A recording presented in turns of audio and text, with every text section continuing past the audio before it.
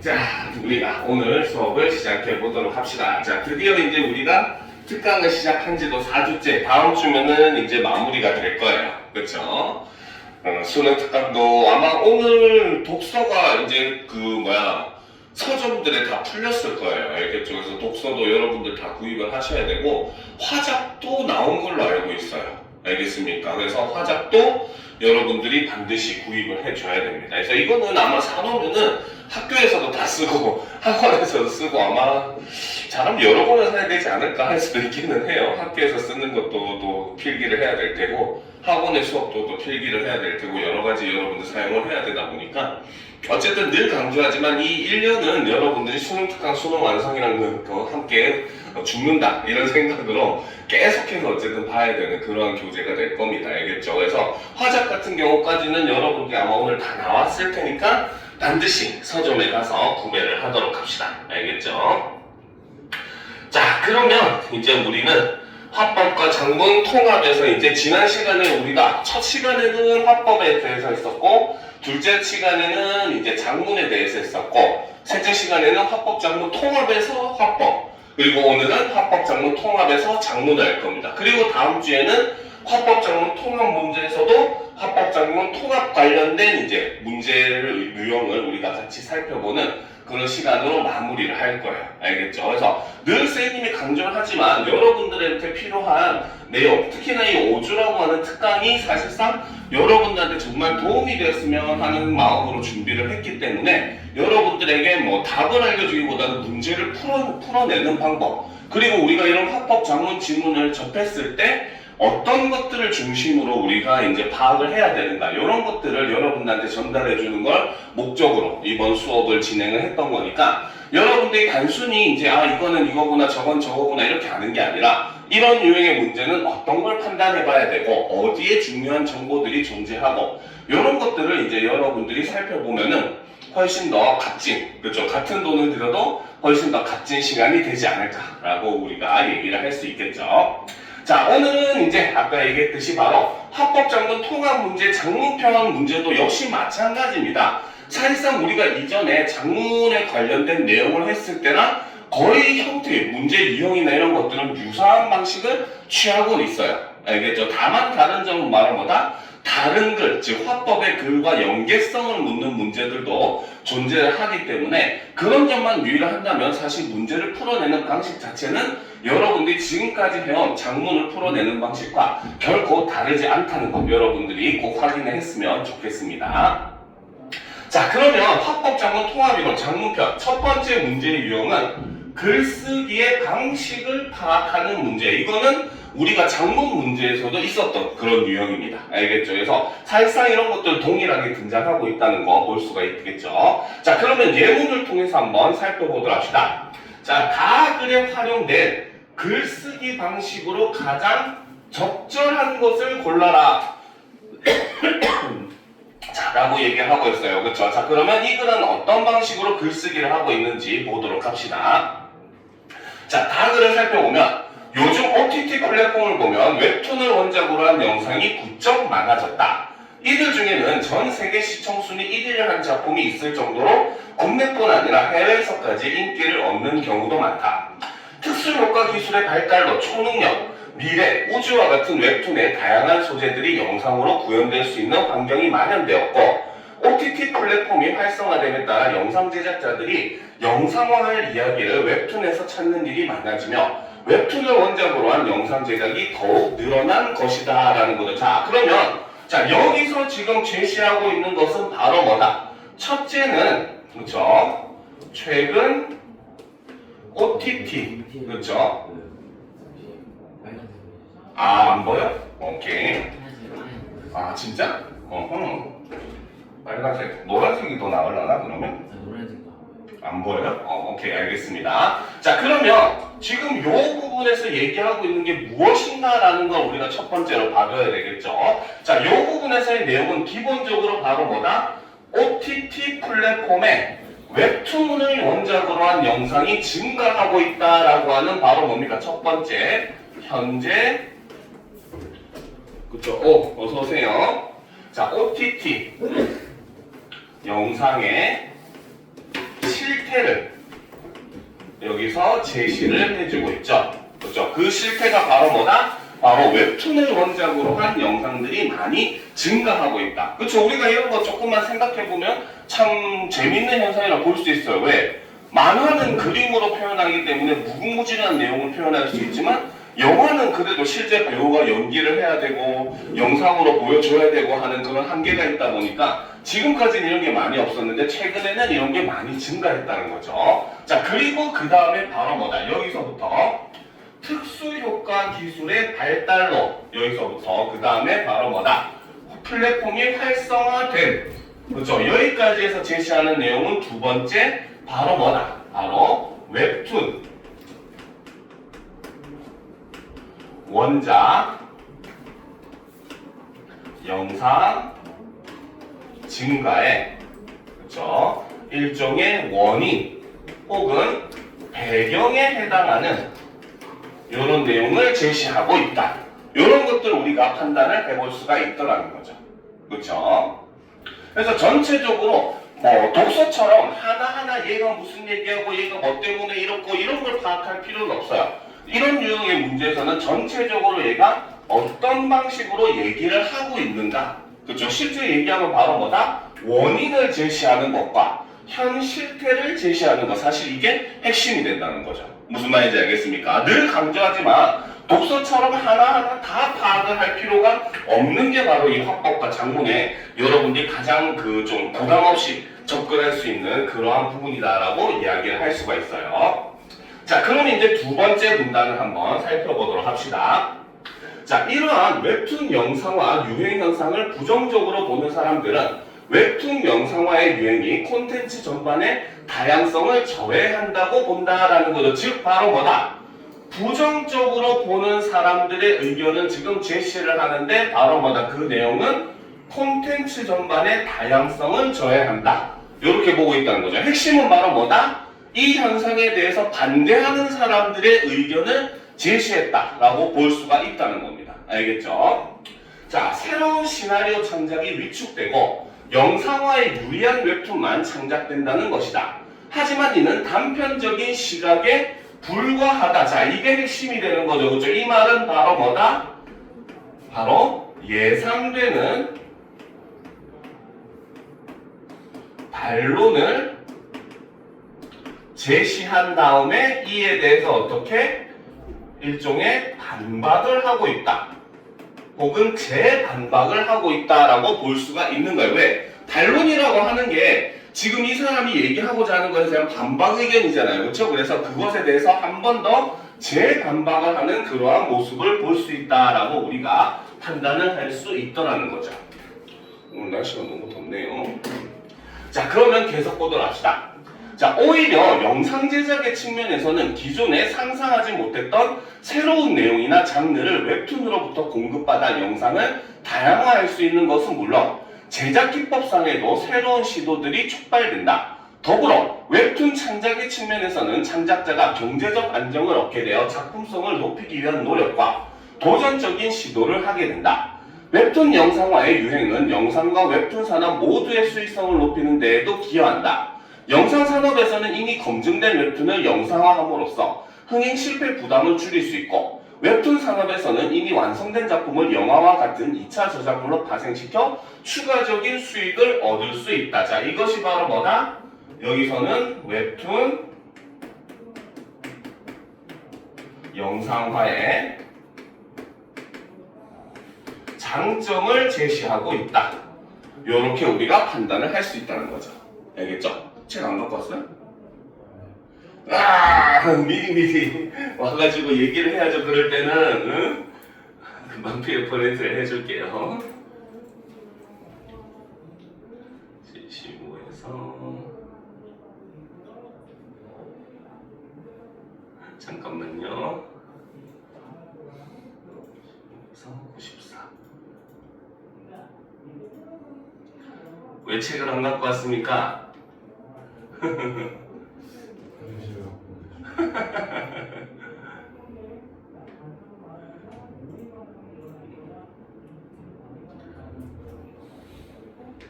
자, 그러면 계속 보도록 합시다.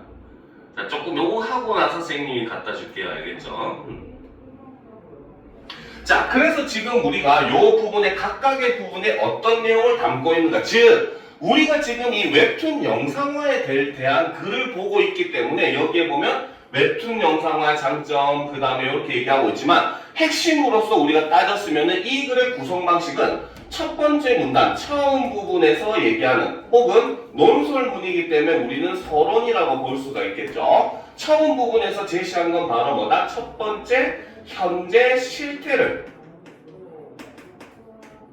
제시하는 방식과, 그렇죠? 두 번째, 현 실태, 현 상황의 실태의 원인 혹은 이런 것이 일어난 배경을 제시해주는 방법으로, 그쵸? 서론 부분을 구성을 했다는 거고, 그 다음에 이제 중간 부분, 즉 본론 부분에서 취하고 있는 방식은 바로 뭐다? 첫 번째는 아까 얘기했듯이 예상되는 반론을 제시한 다음에 이를 재반박을 하는 방식이고, 그리고 이제 이 두 번째 문단은 이 재반박의 일종의 근거를 제시하는데, 그치? 바로 재반박의 근거를 제시하는 방식이고, 이거는 현재 상황의 장점에 대해서 이야기를 하는 방식을 취하고 있다. 즉, 이 글이 어떤 방식으로 구성되는지를 우리가 알아야 되는 거지. 사실 여기서는 웹툰을 영상화하는 거는 일종의 양념에 불과한 거예요. 선생님이 이렇게 여기서 설명할 때, 막상 선생님이 말을 처음에 얘기할 때는 독서처럼 내용 판단이 그렇게 필요 없어요 이렇게 얘기했는데, 여기서는 웹툰 영상화의 장점 이런 건 내용 파악을 하는 거 아니에요 라고 할 수 있지만, 글을 파악하는 거는 바로 이렇게 글의 구성 방식, 장점을 얘기했다, 반론을 제시했다, 이런 걸 중심으로 판단하는 거지. 이 글 자체에서 이제 웹툰 영상에 대한 글이니까 이걸 진짜 이해하기 쉽도록 얘기를 해주는 거고, 사실 그런 건 중요한 내용이 아니라는 겁니다. 알겠습니까? 자, 그러면 이제 마지막 문단을 보도록 합시다. 자, 웹툰 영상화 유행 현상은 우리 콘텐츠 시장의 흐름 중 하나가 되었다. 이러한 흐름을 바탕으로 세계적으로 인정받는 콘텐츠가 더 많이 제작되려면 질 좋은 웹툰 창작과 창의적 각색을 위한 노력이 필요하다. 웹툰 영상화 유행 현상은 우리 콘텐츠 산업을 풍요롭게 만들므로 긍정적으로 보아야 한다. 앞으로도 작품성과 흥행성을 갖춘 웹툰 원작 영상이 계속 제작된다면 세계 속 한국 콘텐츠의 위상은 나날이 높아질 것이다. 자, 그래서 핵심은 바로 뭐다? 웹툰 영상화 유행 현상은 우리 콘텐츠 산업을 풍요롭게 만들므로 긍정적으로 보아야 된다. 이것이 바로 글쓴이의 핵심 주장이 되는 거죠. 그래서 마지막 문단에는 바로 뭐다? 주장을 일종의 재강조해주는 이러한 구성 방식을 취하고 있다라고 볼 수 있다는 겁니다. 알겠습니까? 자, 그러면 다에 활용된 글쓰기 방식으로 가장 적절한 것은? 이라고 아까 문제를 했어요. 그럼 내용을 봅시다. 1번. 웹툰 영상화에 대한 영상 제작자의 인식 변화를 시기별로 서술했다? 이런 내용은 전혀 없었죠. 그렇죠? 요 내용만 딱 살펴봐도 전혀 그런 것과 관련이 없습니다. 그렇죠? 2번. 웹툰 영상화 유행 현상이 국내에서 해외로 확대되는 과정? 아니죠. 그렇죠? 여기서 얘기한 건 바로 뭐다? 우리의 영상이 해외에서 인기를 끌고 있다고 했지. 해외에서도 웹툰을 영상화한다라는 내용은 없었어요. 여기에. 3번. 웹툰 영상화의 결과로 파생되는 저작물의 종류도 존재하지 않았었죠. 그렇죠? 4번. 웹툰 영상화 유행 현상이 미치는 영향을 산업별로 구분한 것도 역시 아니라고 볼 수가 있습니다. 아, 잠깐만요. 그렇죠. 이거는 여기서 부분을 볼 수 있겠네. 그렇지? 영상 제작의 측면에서 봤었고, 그 다음에 또 어디서 봤습니까? 쏘리 선생님이 착각했네요. 창작 측면에서 봤었고, 그 다음에 영상 산업 측면에서 요걸 봤죠. 그렇죠? 그래서 이거는 4번이 답이다. 쏘리 착각했어요. 순간. 자, 5번에는 제작 기법은 요거는 확실히 틀렸다고 볼 수가 있겠죠. 그렇죠? 그래서 여기서는 요 부분을 어떤 방식으로 제시했나 요거를 이제 얘기를 한 거고, 실제 여러분들 선지에서는 요런 게 나올 확률이 더 높기는 해요. 알겠습니까? 근데 요즘 이제 조금 어려워지는 그런 유형에서는 내용을 살짝 첨가하기도 하긴 하는데 이런 부분은 우리가 굳이 그렇게까지 심도 있게 볼 필요는 없기는 하다는 것도 여러분들이 함께 봐둘 필요는 있습니다. 알겠죠? 자, 그래서 이런 식으로 우리가 어쨌든 우리가 논설문, 설명문 저번에 한번 구성 방식은 설명을 했어요. 그렇죠? 그랬을 때 이 구성 방식에서 글이 어떤 방식으로 이제 사용이 되고 있는가, 이 부분의 각각의 부분을 어떤 내용으로 이제 집어넣어 놓고 있는가, 이런 걸 여러분들이 사실 파악하는 게 제일 중요한 부분이다 라고 보시면 됩니다. 알겠죠? 자, 그 다음 이제 두 번째, 자, 초고 작성하고 비교하는 내용을 파악하는 거. 여러분들 이제 이런 유형의 문제는 작문에서 정말 많이 나와요. 그죠? 아, sorry. 책 갖다 줄게요. 잠깐만요.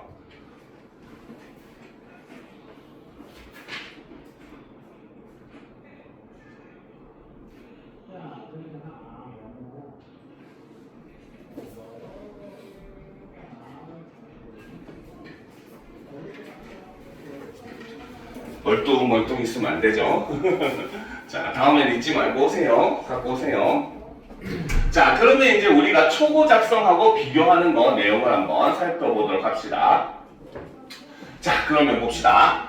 자, 가글부터 한번. 이 글은 이제 장문 지문이 먼저 제시된 이러한 유형의 글이다 라고 볼 수가 있어요. 자, 봅시다.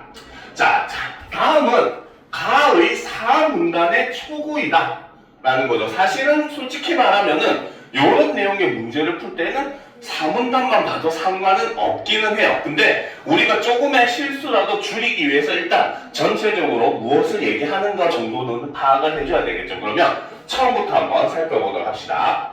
자, 자신의 일상을 사진이나 영상으로 찍고 누리소통망에 공유하는 인증샷은 이제 우리가 흔히 볼 수 있는 풍경으로 하나의 현상이 되었다. 그렇죠? 여러분들도 인스타 이런 거 많이 하지, 그치? 이런 게 바로 배경지식을 활용하는 거예요. 별거 없어요. 알겠죠? 배경지식 활용이라고 하는 게. 자, 스마트폰으로 인해 언제든 사진과 영상을 쉽게 공유할 수 있는 여건이 조성되었고, 이로 인해 일상에서 자신을 표현할 기회가 확대된 것을 그 배경으로 볼 수 있다. 자, 여기서도 바로 뭐다? 현재 실태를 이렇게 제시를 하고 있고, 그에 대한 원인, 즉 배경도 함께 제시를 해주고 있다는 거죠. 자, 계속 보도록 합시다. 자, 인증샷 현상을 부정적으로 바라보는 이들은 인증샷이 자기 과시와 허세에 기인한 보여주기식 행위라고 지적한다. 자, 여기서도 역시 바로 뭘 제시했습니까? 바로 예상되는 반론을 이렇게 제시를 하고 있죠. 그렇죠? SNS. 그렇죠? 다른 말로는 시간 낭비 서비스라고 얘기를 하죠. 그렇죠? 실제로 요즘 현대사회에서 이제 여러분들 뭐 배경지식으로 얘기해주면은 SNS 우울증이 요즘에 그렇게 유행이랍니다. 알겠습니까? 그 이유가 뭐냐면 우리가 보통 SNS는 자기가 좋은 일만 올리잖아.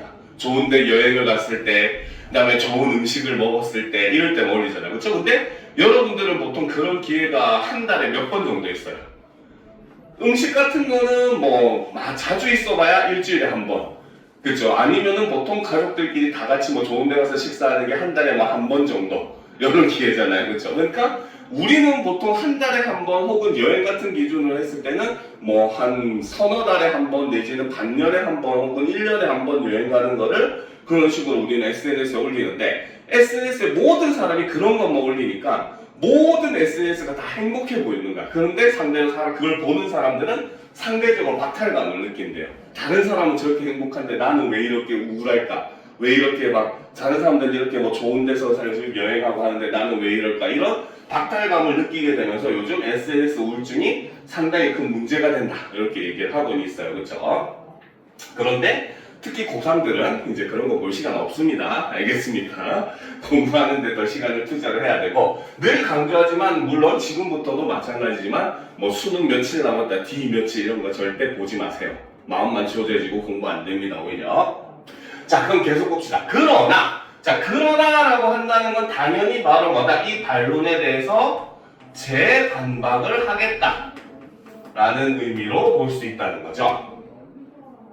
자, 그러나 인증샷에는 운동이나 독서 등 자기개발과 관련한 것도 있다는 점에서 인증샷 현상의 긍정적인 측면에 주목할 필요가 있다. 자, 그러면 지금부터는 바로 뭐다? 인증쇼 현상의 긍정적인 측면에 대해서 이야기를 하겠다는 거죠. 자, 예를 들어, 그렇죠? 여기서 쓰인 설명 방식은 바로 뭐다? 예시의 방법을 사용하고 있다라고 볼 수 있습니다. 자, 예를 들어 운동인증샷은 운동과 건강한 신체에 대한 관심을 높여 꾸준한 운동 습관을 형성하는 역할을 한다. 이는 기록하고 공유하는 활동이 동기를 유발하여 개인의 실천 의지를 북돋우기 때문이다. 이와 관련하여 땡땡고 정땡땡 학생은 내가 운동하는 것을 누군가 알아주니 동기부여가 되고 작심삼일로 그치지 않을 수 있었어요 라고 인터뷰에서 밝혔다. 그렇죠? 자, 여기서는 바로 뭐다? 자신의 글에 대한 주장에 대한 근거를 어디서 가져왔다? 다른 사람의 인터뷰 내용에서. 사람과의 인터뷰 내용을 근거로 사용을 하고 있더라 라고 볼 수 있다는 거죠. 그렇죠? 자, 또 다른 경우로 책을 읽은 후에 감동과 생각을 공유하는 독서 인증샷은 독서의 동기로 작용함으로써 위축되었던 독서 문화를 활성화하고 있다. 좋은 글귀나 자신의 감상을 누리 소통망에 공유하는 데서 나아가 이를 책에 대한 깊이 있는 대화로 이어가는 사례가 많아지면서 독서 자체를 멋진 활동으로 인식한다는 의미의 텍스트 힙이라는 신조어까지 생겨나게 된 것이 그 근거이다. 자, 여기서는 바로 뭐다? 신조어. 그렇죠? 신조어가 생겼다는 건 하나의 사회 현상이 되었다라고 우리가 어느 정도 인정을 할 수 있는 부분이라는 거죠. 그렇죠? 그래서 신조어가 만들어졌다라고 하는 걸 역시 근거로 사용을 하고 있다는 거죠. 또한 땡땡 온라인 서점에 따르면 2025년 2월 기준 1020 세대의 도서 구매량이 전년 동월 대비 9% 증가하기도 했다. 자, 여기서는 바로 자신의 근거로서, 또 다른 근거로서 바로 뭐다? 통계 자료를, 그렇죠? 사용을 하는 방식을 쓰고 있다라고 볼 수 있다는 거죠. 그래서 글을 어떤 방식으로 구성을 하고 있는가가 바로 이런 것들을 우리가 봐야 되는 부분입니다. 알겠죠? 자, 그러면 이제 대망의 진짜 문제에 확신된 내용이죠. 그렇죠? 4분단은 좀 더 깊이 있게 봐야 되겠죠. 자, 봅시다. 이와 같이 인증샷이 바람직한 행위로 이어지는 경우는 공부인증샷, 절약인증샷, 봉사인증샷 등에서도 흔히 나타난다. 그렇죠? 여기서는 바로 뭐다? 바로 다른 사례를, 다른 긍정적 사례를 열거하는 방식을 사용을 하고 있죠. 자, 이처럼 다양한 인증샷은 행위의 동기로 작용하여 가치 있는 행위를 이끌어낼 수 있다. 따라서 인증샷 현상의 긍정적인 측면에 주목하여 이를 가치 있는 생활 양식 확산의 기회로 삼아야 할 것이다. 자, 이 부분이 바로 뭐다? 글쓴이의 궁극적인 주장에 해당한다 라고 볼 수 있다는 거죠. 자, 그러면 이 사문단이 이제 보기를 바꾸어서 했을 때, 그치? 자, 그래서 문제까지 같이 살짝 보면은, 자, 다음은 가의 사문단의 초고이다. 사문단에 반영된 수정사항으로 적절하지 않은 것은, 그쵸? 이렇게 돼 있어요. 자, 그러면 내용을 한번 보다 합시다. 자, 근데 여러분들 저번 시간에도 얘기했지만 문제의 방향을 잘 봐야 돼요. 알겠죠? 바로 얘가 초고고, 그쵸? 얘가 고쳐 쓴 것이다. 즉 변화의 방향이 여기에서 이렇게 변화가 되었다라고 보셔야 되는 겁니다. 알겠죠? 이 변화의 방향 판단하는 거 굉장히 중요해요. 은근히 어떤 문제는 요거를 요렇게 고쳤을 때라고 얘기하기도 합니다. 알겠죠? 그러면 변화의 방향이 여기서 일로 가야 되는 방향이니까. 알겠습니까? 그래서 이런 것들을 중점적으로 보고 그 다음에 두 글이 어떤 차이가 있는지 한번 보도록 합시다. 자, 이와 같이 인증샷이 바람직한 행위로 이어지는 경우는 흔히 나타난다라고 되어 있죠. 자, 여기서 어떤 차이가 있었다? 인증샷이 바람직한 행위로 이어지는 경우는 흔히 나타났다 했는데 여기서는 바로 뭐다? 바람직한 행위로 이어지는 경우에 공부인증샷, 절약인증샷, 봉사인증샷 중에서도 흔히 나타난다라고 해서 이 부분에서는 바로 뭐다? 다른 사례를 그쵸? 첨가를 하고 있는 요런 차이점이 보이더라는 거죠. 알겠습니까? 그래서 좀 더 구체적인 다른 사례를 제시를 함으로써 오히려 이제 글의 신뢰성을 높이고 있다라고 볼 수 있다는 거죠. 자, 바람직한 행위를 확산하는 데 기여하는 활동에는 인증샷 이외에도 공모전이나 캠페인 등도 있다. 자, 이 부분은 바로 뭡니까? 여기에는 전혀 없는 내용이었죠. 그쵸? 왜 없었겠다? 이 부분은 바로 글의 통일성을 해치는, 즉 바로 뭐다? 주제와 연관이 없는 부분이다 라는 걸 볼 수가 있고, 그렇기 때문에 이 부분은 어떻게? 과감하게 삭제 엔딩을 맞았다 라고 볼 수 있다는 거죠. 알겠습니까? 자, 이처럼 다양한 인증샷은 폭넓은 인간관계의 기반을 형성하여 가치 있는 행위를 이끌 수 있다라고 되어 있죠. 그렇죠? 그런데 여기서도 보면 이처럼 다양한 인증샷은 행위의 동기로 작용하여 가치 있는 행위를 이끌 수 있다. 여기서 끝난 게 아니라 얘는 사실 아까 얘기했던 주장을 재강조하는 것으로, 그래서 여기에는 바로 뭐다? 플러스 없는 내용이죠. 그렇죠? 핵심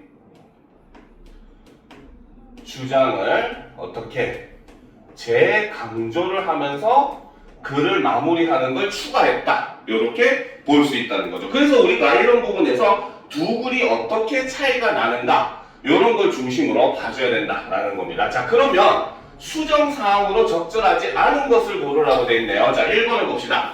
글의 맥락을 고려하여 논점에서 벗어나는 내용을 삭제한다. 바로 이 부분이었죠. 그렇죠? 그래서 1번은 맞는 말입니다. 그렇죠? 자, 2번. 글에 제시한 자신의 견해를 강조하기 위해 재언을 추가한다. 자, 일단 이거는 우리가 세모 쳐놔봅시다.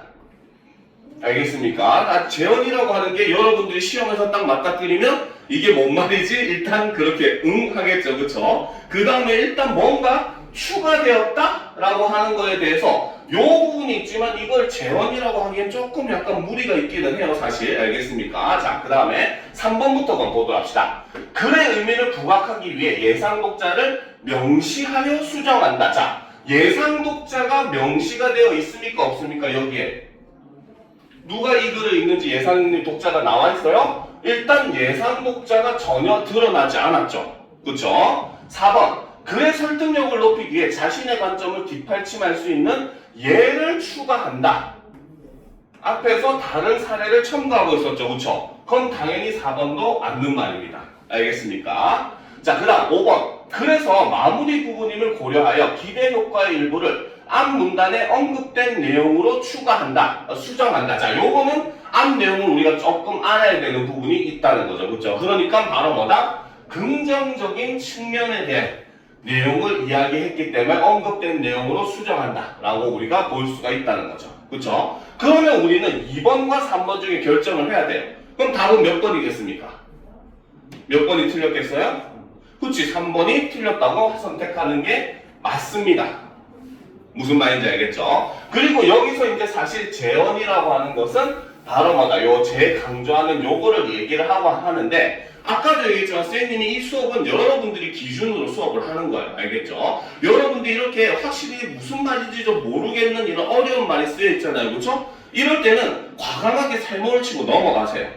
알겠습니까? 이런 게 바로 하나의 함정으로 작용을 하는 거예요. 여러분들에게. 무슨 말인지 알겠습니까? 별거 아니지만 쓰잘데가 없이 여러분들에게 함정으로 작용을 하는 겁니다. 그래서 우리가 이런 거를 방지하기 위해서 당연히 첫째, 어휘력 높이는 거 중요해요.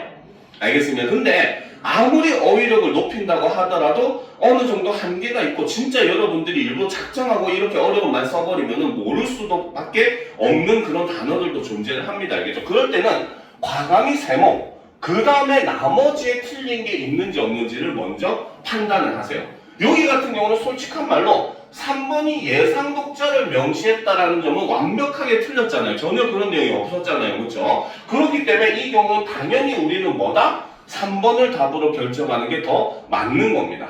무슨 말인지 알겠습니까? 괜히 다른데 이상한 어려운 말이나 이런 거에 절대 현혹되지 마세요. 알겠습니까? 그래서 이런 것들은 여러분들이 그 시험 단계에서 실질적으로 쓸 수 있는 방법으로서 여러분들에게 조언을 해주는 부분이다 라고 보시면 되는 겁니다. 알겠습니까? 자, 그럼 이제 다음 질문으로 넘어갑시다. 자, 빈칸 내용 추론하기. 이런 문제 은근히 참 많았죠. 그렇죠? 자, 보도록 합시다. 자, 장문편 빈칸 내용 추론하기 보면, 자, 문제부터 한번 보도록 합시다. 다음은 나의 오문단 초고와, 그렇죠? 그리고 그에 대한 친구의 조언이다. 친구의 조언이 나에 반영되었다고 할 때 A에 들어갈 내용으로 가장 적절한 것은 이런 겁니다. 알겠습니까? 자, 그런데 이 문제는 사실은 단순화시킬 수가 있어요. 요거는 일부러 복잡하게 보이게 한 겁니다. 알겠습니까? 요거를 어떤 방식으로 단순화시키냐? 바로 이 친구의 조언이 우리가 일반적으로 보아오던 문제 유형에서 제시되는 조건에 해당한다라고 보시면 되는 거예요. 무슨 말인지 알겠습니까? 그리고 이렇게 빈칸 추론 문제, 그 다음 여기서 좀 더 나아가서 제목 추론 문제도 똑같습니다. 알겠죠? 이런 것들은 이 조건을 지켰느냐 안 지켰느냐, 저번에도 한번 풀어봤잖아요. 그렇죠? 조건을 지켰느냐 안 지켰느냐가 사실 정답의 가장 핵심이 되는 부분이기 때문에 이 조건이 어떤 방식으로 제시되는지 이런 것들 우리가 중점적으로 봐둬야 된다라고 보시면 됩니다. 알겠죠? 자, 그러면 일단 역시 마찬가지 내용을 같이 살펴보도록 합시다. 자, 나글부터 한번 보도록 합시다. 교장 선생님 안녕하세요. 자, 여기서 이 글을 읽는 사람이 바로 누구다? 교장 선생님이라는 거죠. 그렇죠? 자, 이거는 바로 이 글을 읽는 독자를 이렇게 명시를 해주고 있는 거죠. 즉, 이렇게 구체적인 독자에게 쓰는 글이다라고 하는 것은 일종의 바로 뭐다? 건의문의 형식을 취하고 있다 라고 볼 수가 있다는 겁니다. 알겠죠? 자, 앞을 보도록 합시다. 자, 봅시다. 안녕하세요. 저는 학생회 대표 안땡땡입니다. 바로 자기를 소개를 하고 있죠. 그렇죠? 자, 늘 학교 발전과 학생들의 성장을 위해 애쓰시는 교장 선생님께 감사의 말씀을 드립니다. 그래서 먼저 이렇게 인사를 제시하는 방법을 쓰고 있습니다. 당연히 건의문은 독자가 확정적으로 정해져 있는 글이기 때문에 그에 대한 최대한의 예의를 지키는 게 맞아요. 알겠습니까? 불특정 다수에게 쓰는 글이 아니라는 거죠. 자, 최근 땡땡 방송 뉴스에 따르면 인근 학교인 땡땡고가 학교 구성원의 노력 끝에 교과 가사를 변경하였다고 합니다. 자, 여기서는 바로 뭐다? 바로 다른 학교의 사례를 이렇게 제시를 해주고 있죠. 그렇죠? 여기서도 이제 글 내용으로 학교지만 일단 어쨌든 기본적으로 핵심 파악할 수 있는 건 바로 뭐다? 다른 사례를 제시했다라고 볼 수 있다는 거죠. 자, 땡땡고의 변경된 교과 가사는 이전과 달리 학생들의 미래와 행복한 삶을 강조한다고 합니다. 땡땡고와 같이 우리 학교에서도 교훈을 바꾸자는 학생들의 목소리가 커지고 있습니다. 자, 핵심은 바로 무엇이다?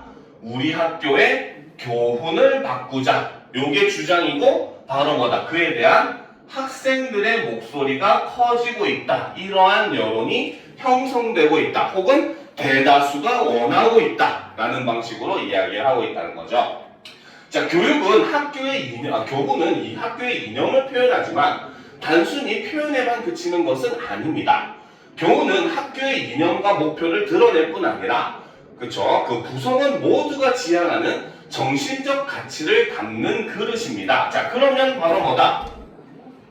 그쵸? 자, 학교의 교훈에 들어가야 되는 두 가지 조건을 지금 제시를 하고 있는데 첫 번째는 바로 뭐다? 학교의 이념과 목표도 드러나야 하지만 거기에 플러스 바로 뭐다?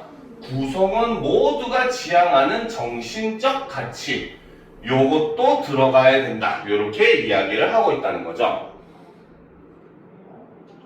자, 그럼 봅시다. 하지만 지금 우리 학교의 교훈은 개교 당시 요구되던 특정 역할만을 부각하고 있어 현재와 미래의 구성원이 지향해야 하는 가치를 반영하지 못하는 문제가 있습니다.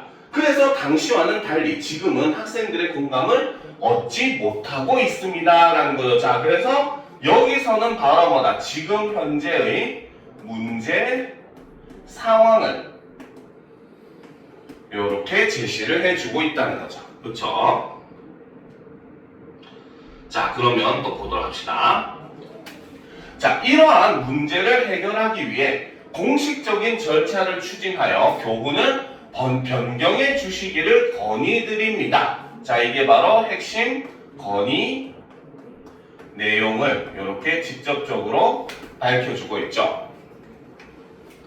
자, 학교에서는 교직원, 동문 선배, 그렇죠? 학부모에게 교훈 변경의 취지를 설명하고 그분들의 의견을 수렴한 후 학교 운영위원회에서 심의하도록 해주시면 좋겠습니다. 즉 바로 뭐다? 교훈을 그렇죠? 변경하는 절차를 어떻게 했으면 좋겠다라고 이렇게 제시를 해주고 있더라는 거죠.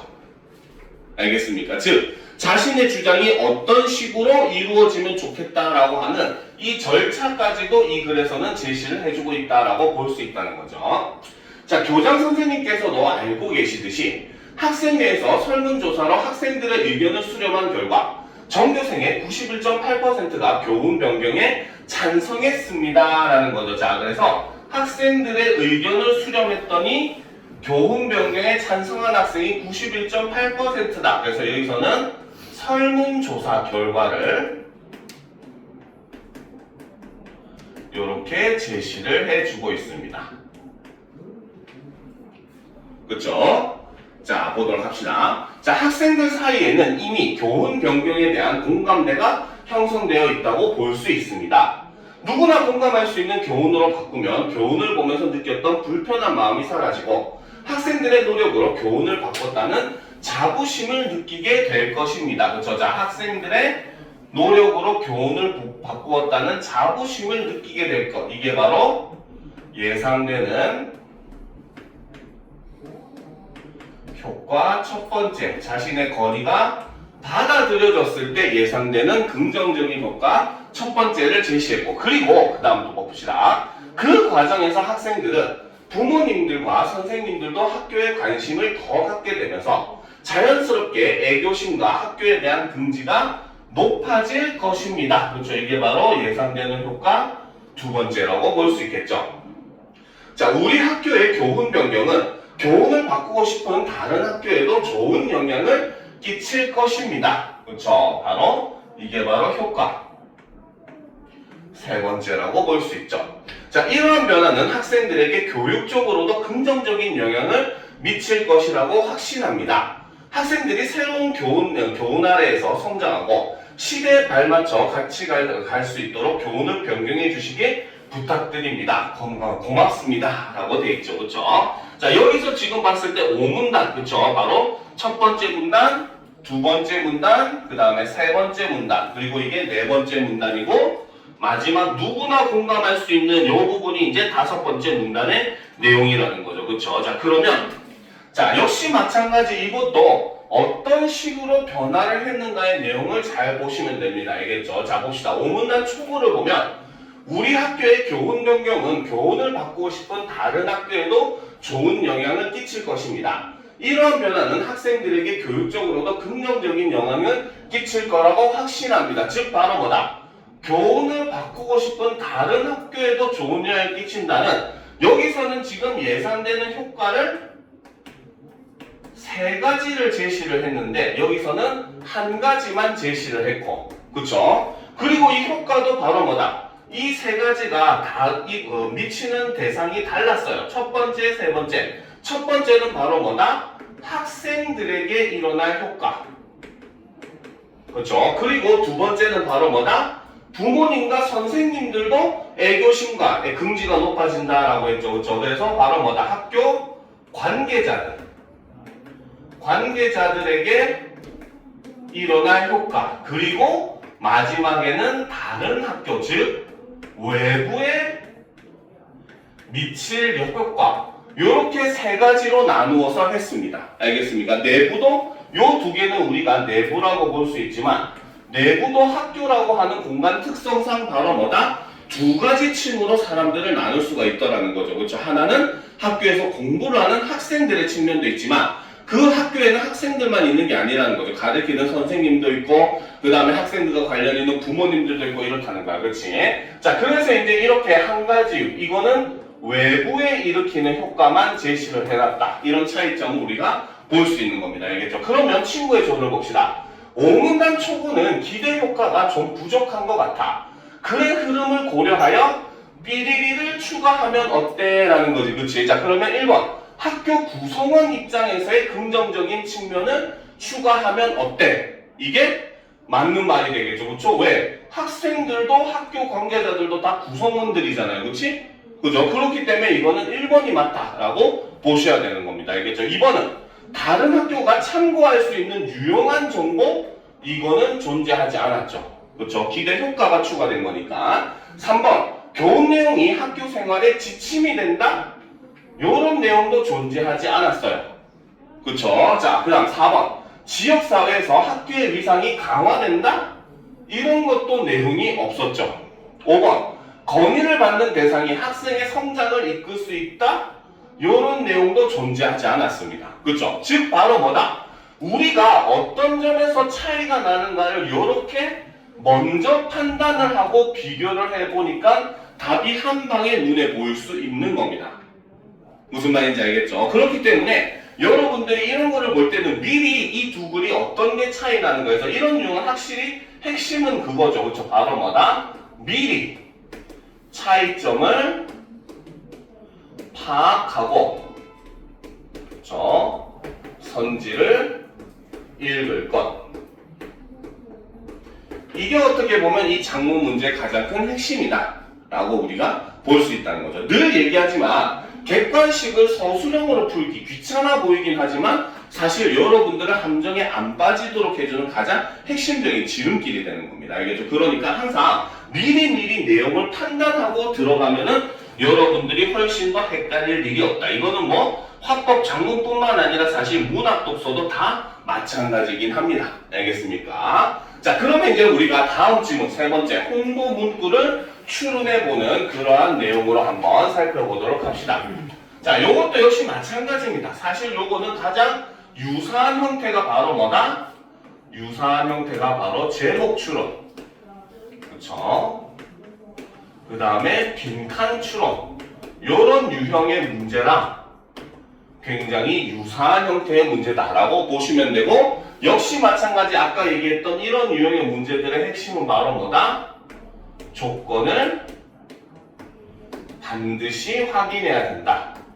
조건에 지켜진 여부를 반드시 확인해야 된다. 사실 5개 선지 중에 아마 보통 적으면 2개, 많으면 3개가 바로 뭐다? 이 조건 2개 중에 하나를 어깁니다. 알겠습니까? 그러니까 우리는 솔직히 저번에도 얘기했잖아요. 까놓고 얘기하면은 대부분의 이제 이런 선지들 같은 경우는 아예 선 내용 안 읽고 조건만 지키고 있느냐만 판단해도 여러분들이 이미 거의 한 70%는 풀 수 있다고. 그쵸? 그래서 그런 것들 항상 준용을 하면서 여러분들이 실전에서 풀 때는 바로 뭐다? 사실 요 조건을 지켰는지 여부만 판단하면은 거의 1~2개 빼고는 다 걸러낼 수가 있을 겁니다. 알겠습니까? 그러면 1개만 걸러낸다면 걔가 답이 되겠죠. 그치? 그런 거 주의를 할 필요가 있고. 하지만 우리는 지금 수업을 하고 있는 거기 때문에 그 질문 내용도 같이 우리가 한번 판단을 해보도록 합시다. 알겠죠? 자, 그럼 봅시다. 자, 나의 글에서 이제 제안의 배경이 제시가 되고 있어요. 바로 우리 학교 앞에는 비가 올 때 우산을 대여해 주거나 목마른 사람을 위해 물을 제공해주는 상점이 있다. 이러한 나눔을 실천하고 있는 상점이 어디에 있는지 쉽게 알 수 있다면 지역민은 편의가 증진되고 상점은 상점을 이용하는 지역민의 신뢰를 얻게 될 것이다. 이러한 과정에서 나눔은 더욱 확산될 수 있다라는 거죠. 그래서 여기서는 바로 뭐다? 나눔을 실천할 수 있는 상점이 어디에 있는지 쉽게 알 수 있다라는 게 바로 핵심 이 지도를 만들겠다는 배경이 되는 것이고, 그때 일어날 수 있는 바로 뭐다? 긍정적인 효과를 이렇게 제시를 함으로써 우리가 이거를 반드시 해야 된다 라는 식으로 일종의 자신의 글의 근거로서 사용을 하고 있습니다. 알겠죠? 자, 그럼 이제 보다 합시다. 제한 필요성.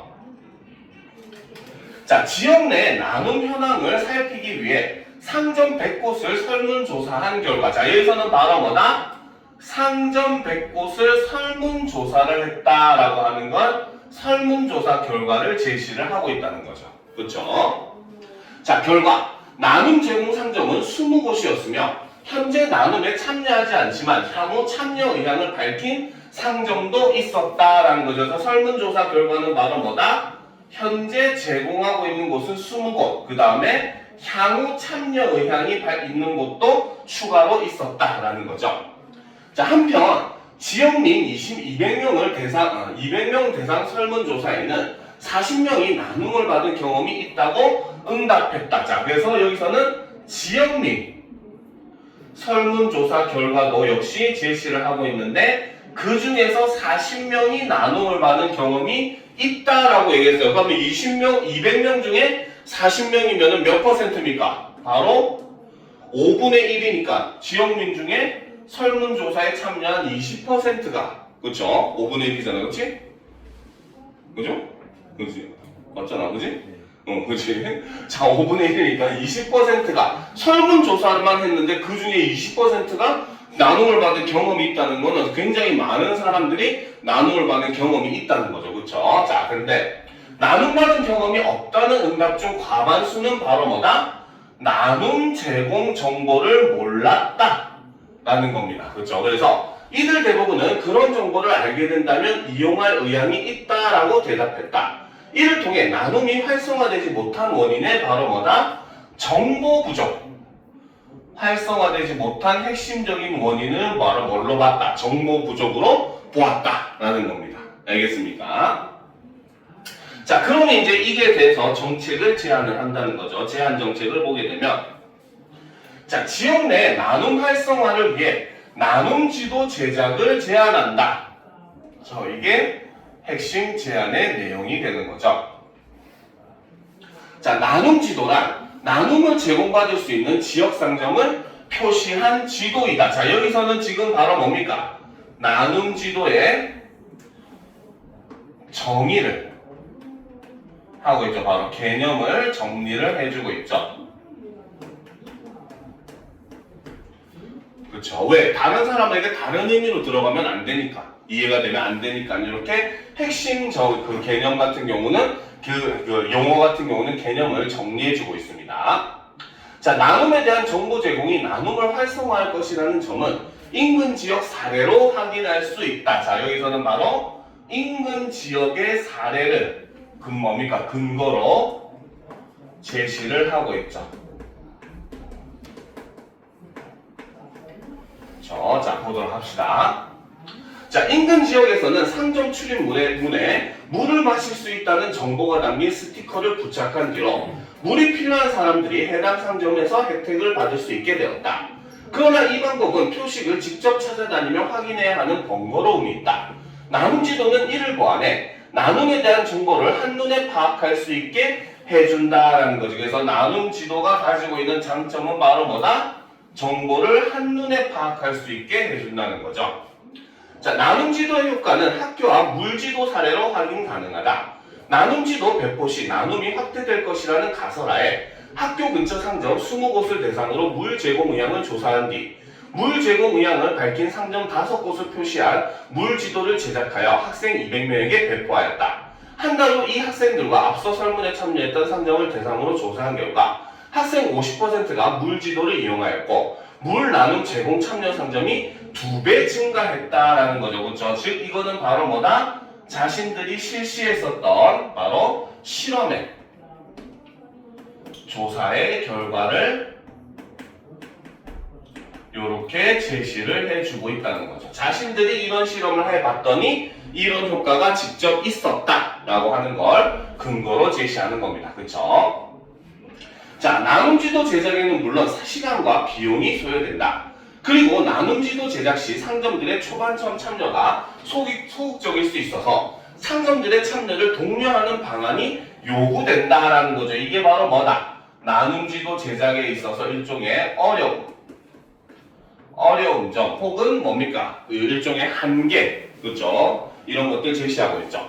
자, 이러한 난점이 있지만 나눔 지도는 지역민의 편의 증진과 나눔 문화 조성에 기여할 수 있다는 점에서 가치가 크다. 이러한 나눔 문화는 지역 공동체의 연대 강화로도 이어질 것이다 라는 거죠. 그래서 마지막에는 바로 뭐다? 긍정적인 효과가 있을 것이다 라는 걸 얘기를 하면서 글을 마무리를 하고 있습니다. 자, 그러면 이제 문제를 살펴보도록 합시다. 자, 나눔지도 제작이 결정되어 나의 방안으로 홍보 문구를 작성하고자 한다. 조건에 따라 쓴 것으로 가장 적절한 것은 이라는 거죠. 자, 첫 번째, 나눔을 제공할 주체를 명시적으로 드러내야 된다. 누가 나눔을 뭡니까? 제공을 할 것인가를 확실하게 드러내줘야 된다는 거죠. 그 다음 두 번째, 대조의 표현 방식을 활용을 해야 되고, 그렇죠. 그 다음에 나눔 제공에 참여할 것을 권유하는 내용이어야 한다라는 겁니다. 알겠습니까? 자, 그러면 이제 우리가 이 조건을 만족하고 있는지 한번 살펴보도록 합시다.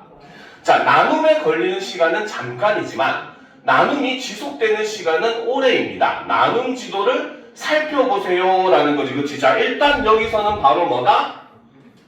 나눔을 제공할 주체가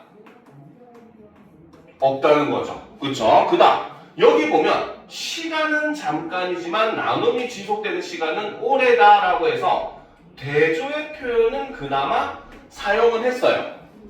그쵸? 그런데 바로 뭐다? 나눔 제공에 여기서는 마지막에 나눔 지도를 살펴보세요 라고 했지. 이거는 바로 뭐다? 참여를 권유하는 내용은 아니더라는 거죠. 알겠습니까? 그러니까 이미 이 첫 번째 선지에서는 두 가지 조건을 어기고 있다는 거야.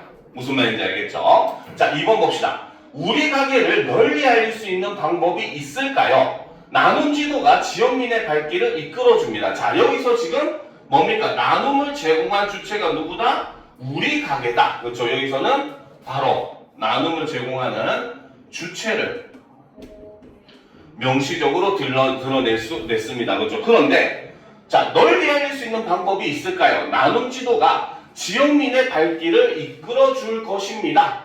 라고 얘기를 하면서 역시 마찬가지 참여를 권유하기는 했습니다. 그쵸? 그런데 핵심으로 뭐가 없다? 여기에는 대조의 방식이 사용되지 않았다는 거죠. 알겠습니까? 그죠? 바로 이 조건 하나하나를 우리가 살펴보시면 내용이 된다는 거죠. 자, 3번. 나눔 지도를 활짝 펼쳐볼까요? 차가웠던 마음을 따뜻한 마음으로 만드는 나눔 지도 안으로 들어오세요 라는 거죠. 자, 여기서 보면 차가웠던 마음을 따뜻한 마음으로 만든다. 이거는 우리가 한 가지 이게 과연 그러면 대조일까? 라고 볼 수가 있는데 사실은 솔직하게 얘기하면 대조는 아니긴 합니다. 근데 여러분들이 문제를 푸는 입장에서 늘 항상 여러분들 입장에서 선생님이 설명을 해주잖아요. 그렇죠? 약간 긴가민가 할 수 있을 거예요. 이런 부분에서. 그렇지? 자, 그런데 이제 그 다음 봅시다. 나눔 지도 안으로 들어오세요 라고 했기 때문에 당연히 참여를 권유하는 내용도 우리가 있다고 볼 수 있어요. 그쵸? 그치? 판타지 영화도 아니고 진짜 지도 안에 들어갈 수는 없을 거 아니에요. 그쵸? 해리포터도 아니고. 그래서 지도 안에 들어가는 건 나눔 지도에 참여하라. 이런 의미로 우리가 해석을 할 수 있습니다. 그쵸? 그런데 무엇이 없다? 주체가 명시적으로 나타나지 않았죠. 그쵸? 자, 그렇기 때문에 3번도 역시 탈락이라고 보셔야 돼요. 그쵸? 자, 4번.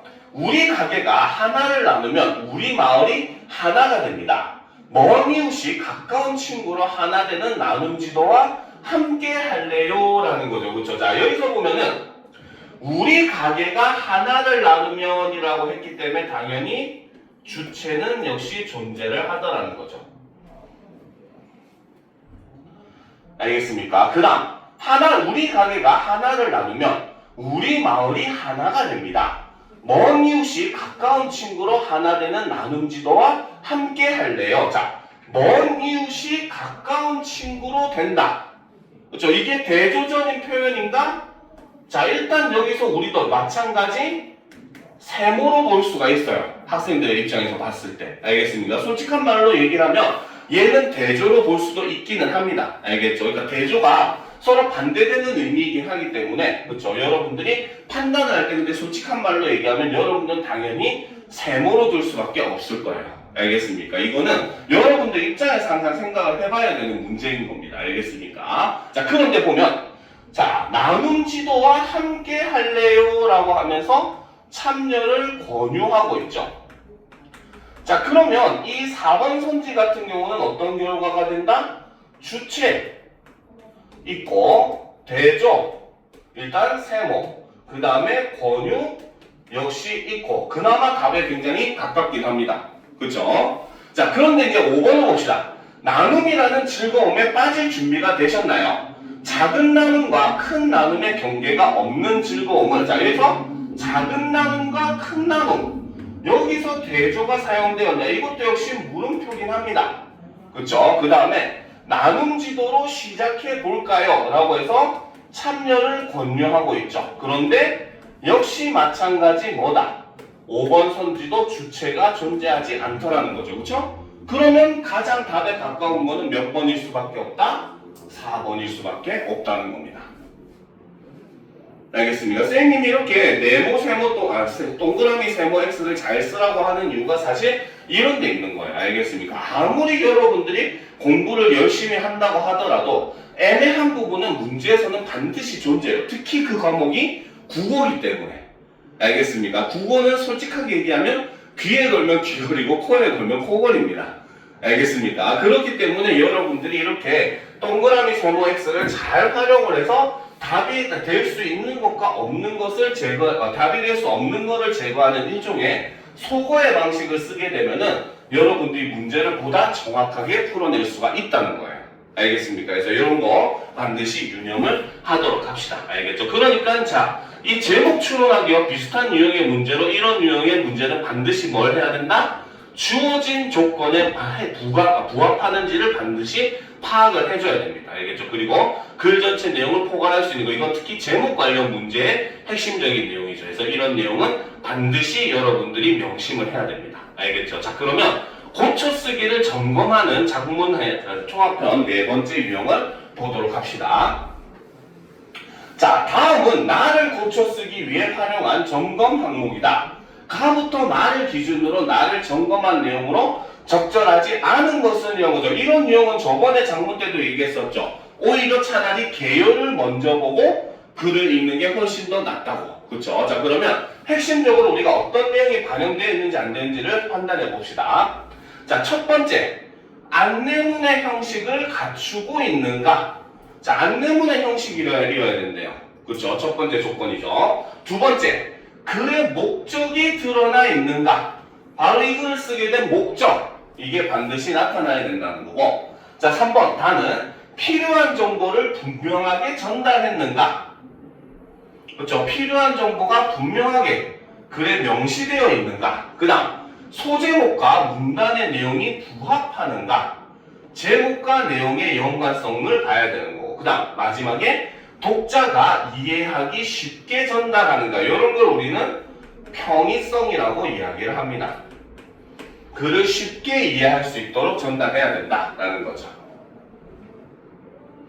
알겠습니까? 자, 그러면 우리가 파악해야 되는 핵심적인 정보들은 이렇게 간추릴 수가 있겠죠. 그렇죠? 그러면 내용을 살펴봅시다. 자, 우리 학교 도서관이 새 단장을 마쳤습니다. 전파 식별 시스템 도입으로 달라진 우리 학교 도서관을 여러분에게 소개합니다. 라는 거죠. 자, 1번 첫 번째. 수월해진 대출 대납. 길게 줄 서는 일 없이 대출 반납이 가능합니다. 자, 여기서는 소제목의 내용과 바로 뭐다? 줄 서는 일 없이 대출 반납이 가능하다는 내용이 일치를 하고 있죠. 그렇죠? 자, 전파 식별 시스템 덕분에 바코드를 일일이 찍지 않고 한 번에 여러 번을 동시에 처리할 수 있기 때문입니다. 자, 이것이 가능하게 된 그렇죠? 이유를 여기서 이렇게 제시를 해주고 있다는 거죠. 자, 두 번째, 대출 가능 시간 확대. 대출 가능 시간이 확대되었습니다. 그렇죠? 여기 단원의 핵심 내용은 요거죠. 소제목의 내용을 그대로 가져서 쓰고 있습니다. 자, 과거에는 도서부원이 있는 점심시간에만 대출이 가능했습니다.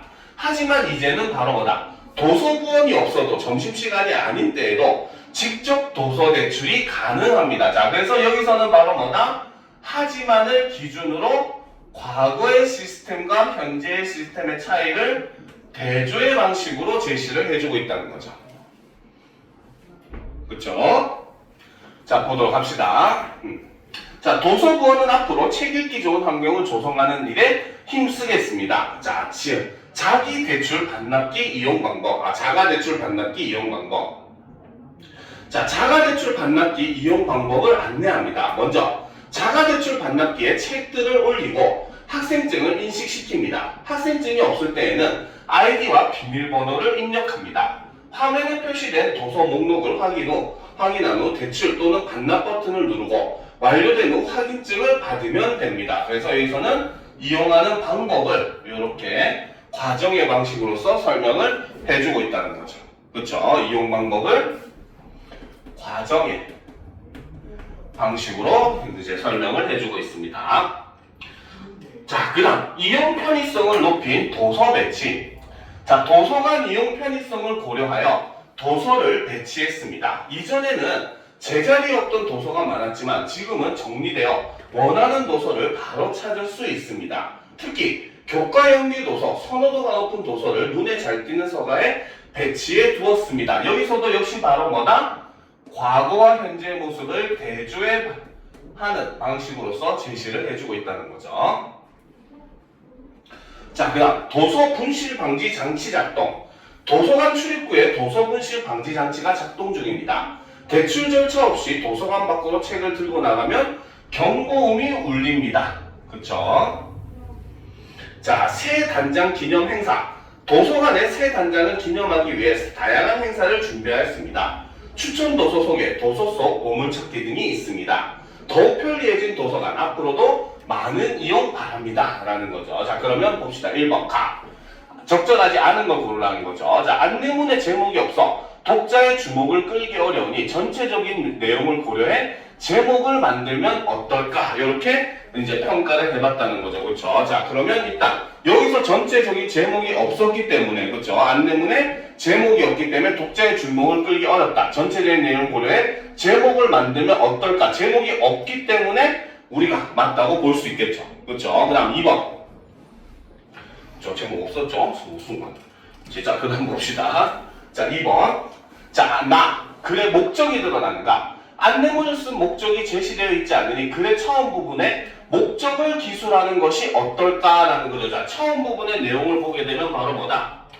우리 학교 도서관이 새 단장을 마쳤습니다. 전파 식별 시스템 도입으로 달라진 우리 학교 도서관을 여러분에게 소개합니다. 라고 되어 있습니다. 그렇죠? 그러면 글의 처음에 목적을 기술하는 것이 어떨까? 요거는 우리가 좀 애매하죠. 저거를 목적으로 볼 수도 있잖아요. 그치? 그죠? 학교에 달라진 도서관을 소개하는 게 이 글의 목적이니까. 그치? 솔직한 말로는 얘가 틀렸다고 볼 수 있는데 일단 세모 쳐놔봅시다. 확신이 안 서져요, 여러분들은. 자, 3번. 대출 가는 시간을 확실하게 알기 어려우니 시간을 명시적으로 밝히면 어떨까? 그쵸? 그전에는 점심시간만 된다고 했는데 이제는 확대는 됐다고 했는데 언제까지 확대가 됐는지는 정확하게 나와있지 않았어요. 그쵸?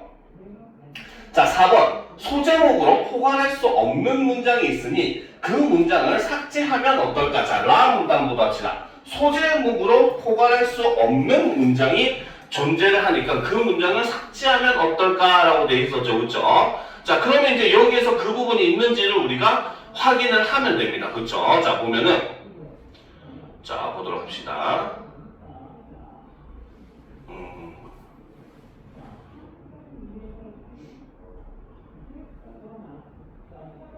자, 이런 내용이 있었는지를 우리가 한번 살펴보도록 합시다. 자, 소제목으로 포괄할 수 없는 문장이 있나? 자, 처음부터 봅시다. 자, 수월해진 대출 반납. 길게 줄 서는 일 없이 대출 반납이 가능하다. 전파 식별 시스템, 요거 때문에 가능해졌다. 라고 이야기를 하고 있죠. 자, 그 다음 대출 가능 시간이 확대되었다. 이제는 요 부분이 핵심이네요.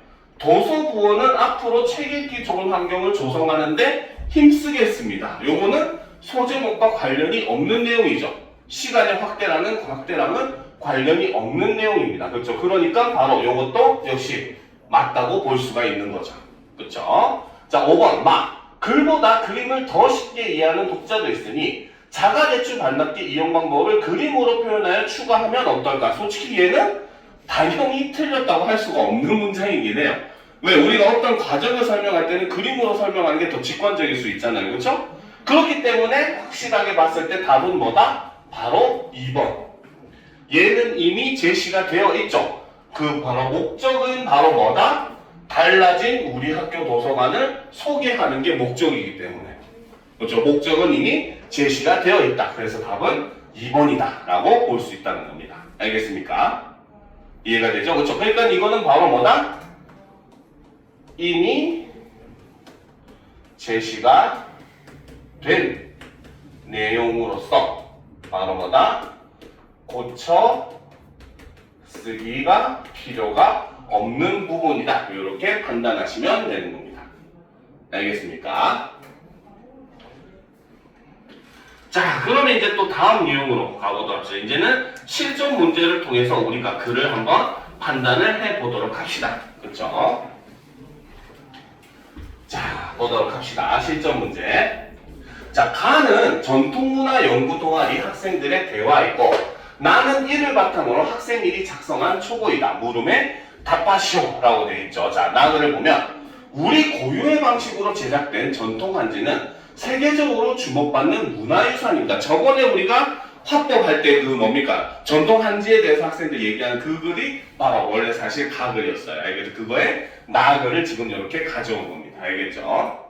자, 이게 문화재청에서는 전통 한지와 그 제작 기술을 유네스코 인류무형문화유산으로 등재 신청 대상으로 선정하였다. 전통 한지의 장점은 여기서는 지금 한지의 장점에 대해서 얘기를 하는 거죠. 자, 그 중에 하나는 바로 뭐다? 보존성이 우수하다 라는 겁니다. 자, 우리나라는 유네스코 세계 기록유산을 아시아에서 가장 많이 보유한 나라인데 그중 대부분이 전통 한지에 기록된 문화유산이라는 것이 이를 증명한다라는 거죠. 그렇죠? 그래서 우리나라의 기록유산의 이제 뭡니까? 그 등재수, 다른 나라에 비해 월등히 많다라고 하는 거를 근거로서 사용을 하고 있죠. 전통 한지처럼 당나무를 원료로 하는 주변국들의 종이와 비교해도 전통 한지는 섬유 조직이 교차로 배열되어 더 질기고 보존성이 좋다라는 거죠. 그러나 국내에서 전통 한지는 사용 부진으로 인한 위기를 겪고 있다. 그렇죠? 지금 여기서는 바로 뭐다? 현재 문제 상황을 이렇게 제시를 해주고 있죠. 현재 전통 한지를 사용하는 사람이 많이 적어졌다라는 거죠.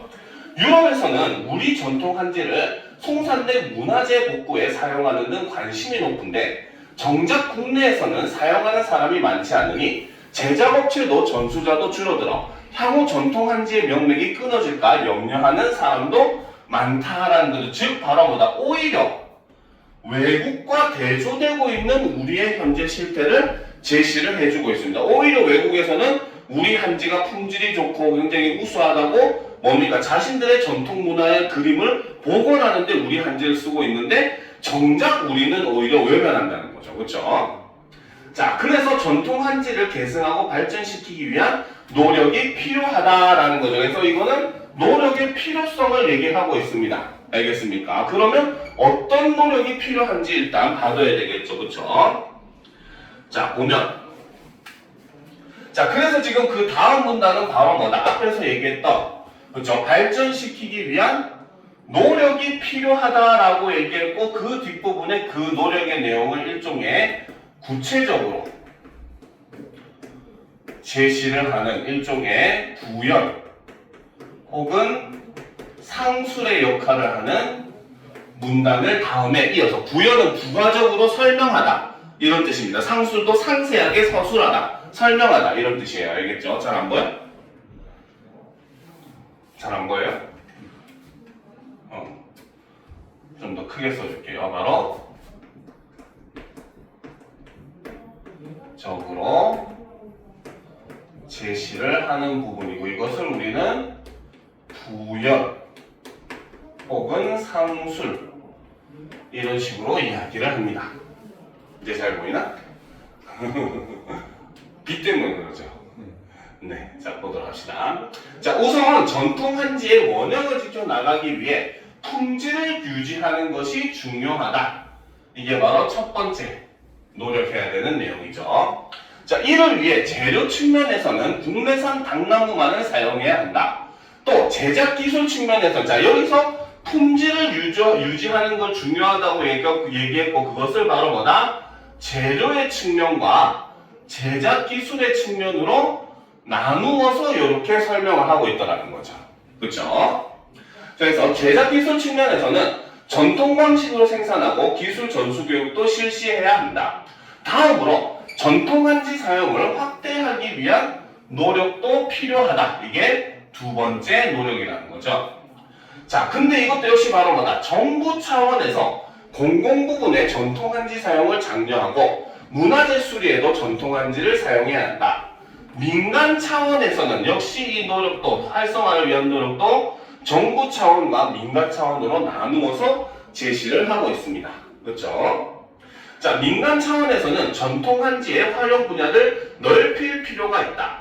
일례로 전통 한지는 친환경 소재로 주목받아 의류와 침구류 제작에 사용되고 있어 그 응용 범위가 점차 확대되어 갈 것으로 기대된다. 전통 한지와 그 제작 기술은 우리나라의 자랑스러운 문화유산으로 세계가 주목하고 있다. 따라서 전통 한지가 더욱 사랑받을 수 있도록 전통 한지와 그 제작 기술의 가치를 이어나가기 위한 우리 모두의 노력이 필요하다. 그래서 여기서는 마지막에 바로 뭐다? 일종의 주장을 한 번 더 강조하는, 그렇죠? 혹은 사람들에게 당부를 하는, 필요성을 주장하는 이런 모습을 보이면서 글을 마무리를 하고 있다라고 볼 수 있다는 거죠. 그렇죠? 자, 그러면 이제 문제로 넘어가 봅시다. 자, 나의 글쓰기 방식에 대한 설명으로 가장 적절한 것은 이런 거죠. 그렇죠? 바로 뭐다? 자신의 특별한 경험을 활용하여 문제의 심각성을 드러내고 있다. 자, 자신의 특별한 경험을 제시하지 않았어요. 그쵸? 내가 이러이러한 경험이 있다라고 하는 내용이 존재하지 않았다는 거죠. 그쵸? 자, 그러니까 당연히 이로 인해서 문제의 심각성을 드러낸다라고 볼 수는 없었죠. 자, 정확하게는 이 글은 바로 뭐다? 문제 상황을 어떤 방식으로? 바로 왜곡과 대조하는 방식으로서 제시를 하였습니다.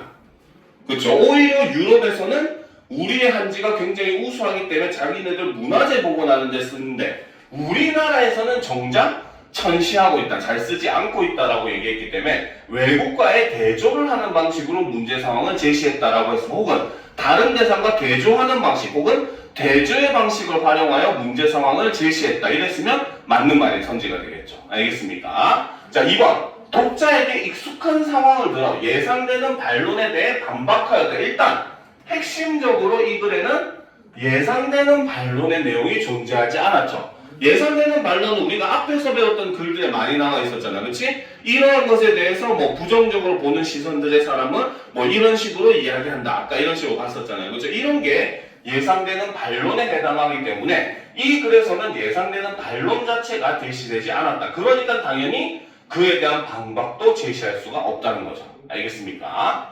자, 3번. 자, 주장을 뒷받침하는 사례를 들어 주장의 실현 가능성을 제시했다. 얘는 일단 세모를 볼 수가 있어요. 아까 보면 마지막에 뭐라고 했습니까? 환지의 사용 내용, 사용 쓰임새를 확대하는데 그 사례로 뭐다? 뭐 이불이나 침구류 뭐 이런 것들에도 쓰고 있다라고 마지막에 얘기했잖아요. 그렇죠? 그 내용을 잠깐 올렸다 보면 자, 위에 마지막에 보면 바로 뭐다? 자, 일례로 전통 한지는 친환경 소재로 주목받아 의류와 침구류 제작에 사용되고 있다라고 얘기를 했습니다. 그죠? 그렇기 때문에 이 부분은 일단 바로 뭐다? 우리가 봤을 때 약간 세모, 그죠? 일단 킵 해둘 필요가 있는 그런 내용이라고 볼 수 있어요. 그죠? 자, 4번. 제재의 물리적 특성을 분석하여 문제 상황의 원인으로 제시했다. 제재의 물리적 특성은 바로 뭐였다? 아까 얘기했듯이 굉장히 질기다. 질기고 튼튼하다였죠. 그쵸? 그리고 그 원인이 바로 뭐였다? 바로 그 뭡니까 조직이 굉장히 이제 얼기설기 그쵸 이렇게 돼 있었기 때문에 조직이 그걸 했다는 거죠. 근데 이게 문제 상황의 원인이었다 라고 하는 건 우리가 틀렸다고 봐야 되는 거죠. 문제 상황의 원인은 바로 뭐였습니까? 사람들이 현재 들의 사용이 줄었다. 사람들이 찾지 않는다라고 하는 게 문제 상황의 원인이었죠. 그렇죠? 그러니까 이거는 전혀 관계가 없는, 둘 사이는 관계가 없는 내용이라는 거죠. 자, 5번. 보도자료의 내용을 인용했습니까? 이런 내용이 존재하지 않았죠. 그렇죠?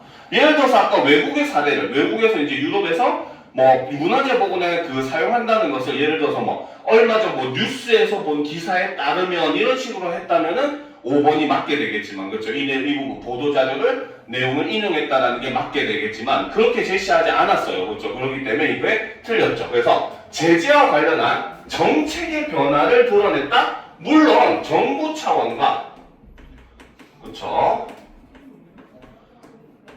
민간 차원으로 나누어서 제시를 하긴 했지만 이것에 대한 정책의 변화 이런 것들에 대해서 드러냈다 하기에는 약간은 무리가 있긴 합니다. 근데 뭐 일단은 있으니까 세모 친다고 봅시다. 근데 어쨌든 얘가 틀렸잖아요. 그렇죠? 그러면 답은 당연히 몇 번이 될 수밖에 없다?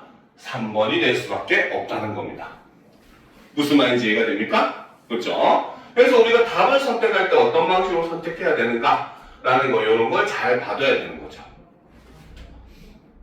자, 그 다음 문제로 한번 넘어가 보도록 합시다. 그렇죠? 자, 다음은 나의 마지막 문단을 고쳐 쓴 것이다. 자, 요거는 이제 방향이 앞에서 봤던 문제랑 반대예요. 알겠습니까? 얘는 바로 뭐다? 나의 마지막 문단을 고쳐 쓴 겁니다. 즉, 바로 고침의 방향이 나에서 보기로 가는 방식인 거죠.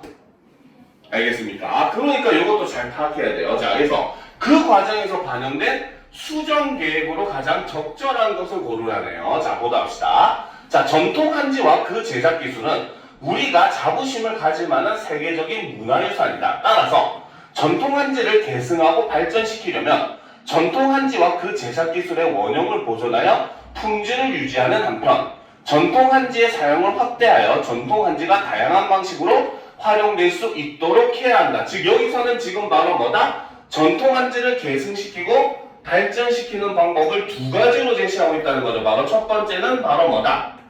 바로 제작 기술의 원형을 보존해서 품질을 유지하고 두 번째는 바로 뭐다? 전통 한지의 사용을 확대해야 된다 라는 거죠. 그리고 이 내용은 아까 윗부분에 본론 내용에 제시되었던 내용이죠. 그렇죠? 즉 바로 뭐다? 얘는 앞에서 제시됐던 본론 내용을 어떻게 하고 있다? 요약, 정리를 하고 있는 부분이다 라고 우리가 볼 수 있다는 겁니다. 알겠습니까? 자, 그럼 이제 우리가 1번부터 보도록 합시다. 전통 한지를 계승하고 발전시켜 예상되는 기대 효과를 제시했다? 그렇지 않다고 봐야 되는 거죠. 알겠습니까? 자, 2번. 전통 한지를 계승해야 할 필요성이 드러나지 않으니 관련된 내용을 추가해야겠다. 전통 한지를 계승해야 할 필요성이 드러났다? 이것도 우리가 보기는 애매해요. 알겠습니까? 근데 솔직하게 얘기하면 얘는 답이 아니라는 거죠. 알겠습니까? 여기서는 아까도 얘기했듯이 바로 뭐다? 본론 내용을 지금 요약 정리해주고 있는 부분이다. 그러면 여러분들의 입장에서 일단 세모를 쳐놔봅시다. 알겠습니까? 자, 전통 한지의 계승 및 발전을 위한 방안을 앞서 제시한 두 가지 방향이 드러나도록 써야겠고, 그렇죠? 계승 및 발전을 위한 방안을 어떻게? 앞서 제시한 두 가지 방향이 드러나도록 써야겠다. 즉, 본론 내용을 어떻게 해줘야겠다? 요약, 정리해줘야겠다라고 이야기를 하고 있다는 거죠. 그렇죠? 3번이 누가 봐도 확실하게 이렇게 정리해놓고 보니까 확실하게 맞는 답이 돼버린 거죠. 그렇죠? 지금 바로 한눈에 그대로 보여버린 겁니다. 그렇죠? 자, 4번 전통 한지의 계승 및 발전에 대해 언급하며 사용한 접속 표현이 적절하지 않으니 수정해야겠다. 자, 접속 표현의 사용이 수정됐는지 한번 보도록 합시다. 위에 마지막 문단을 보면 자, 따라서 전통 접속 표현은 바로 이런 하지만, 그러나, 그래서 같은 접속 부사, 영어로 치면 접속사죠. 그죠? 이거에 해당하는데 접속 표현은 바로 뭐다? 따라서라고 동일하게 지금 사용을 하고 있잖아요. 그렇죠? 그렇기 때문에 바로 뭐다? 접속 표현이 수정을 하는 것 자체의 내용이 존재하지 않았다는 거죠. 그렇죠? 자, 5번. 전통 한지의 특성에 관해 앞부분에서 이미 다룬 내용은 삭제했어요? 오히려 앞부분에서 이미 다룬 내용을 어떻게 정리해주고, 그렇죠? 다른 내용으로 대체한 게 아니라는 거죠. 그렇죠? 그러면 답은 당연히 몇 번일 수밖에 없다? 3번이 될 수밖에 없다. 자, 이렇게 우리가 핵심을 보고 안 넘어갔으면 아마 2, 3번 중에 헷갈려서 2번 선택한 학생도 은근히 많습니다. 알겠습니까? 이런 게 여러분들한테 주어지는 함정인 거고, 그렇기 때문에 항상 선생님이 얘기하는 거죠. 바로 객관식은 서술형으로 푸는 게 더욱더 정확하다라는 거 여러분들이 판단을 해줄 필요가 있다는 겁니다. 무슨 말인지 알겠죠? 그래서 이렇게 우리가 방향성을 보고 가니까 확실히 3번이 답이구나 라는 게 너무도 정확하게 보이더라 라는 겁니다. 알겠죠? 자, 그러면 이제 다음 문제, 실전 문제 두 번째, 2023학년도 수능에 나왔던 문제를 한번 보도록 합시다. 자, 가는 반대 신문식 토론이고 나는 토론에 참여한 반대측 학생이 작성한 소감문입니다. 알겠죠? 이거는 바로 뭐였습니까? 저번에 배웠던 바로 뭐야? 그 운전자, 초보 운전자 표지를 의무화해야 된다. 국가에서 교육화하고 의무화해야 된다라는 내용이었다는 거죠. 그렇죠? 그런데 여기서 핵심은 바로 뭐다? 반대측 학생이 쓴 소감문입니다. 알겠습니까? 자, 일단 내용을 보도록 합시다. 자, 이번 토론의 논제를 보고 나도 내년이면 면허를 취득할 수 있는 나이가 된다는 생각에 관심이 생겨 토론에 참여하기로 했다라는 거죠. 그렇죠? 자, 여기서도 바로 뭐다? 나도 내년이면 면허를 취득할 수 있는 나이가 된다는 생각에 관심이 생겼다. 바로 토론에 참여하게 된 배경을 이렇게 제시하고 있죠. 왜? 소감문이니까.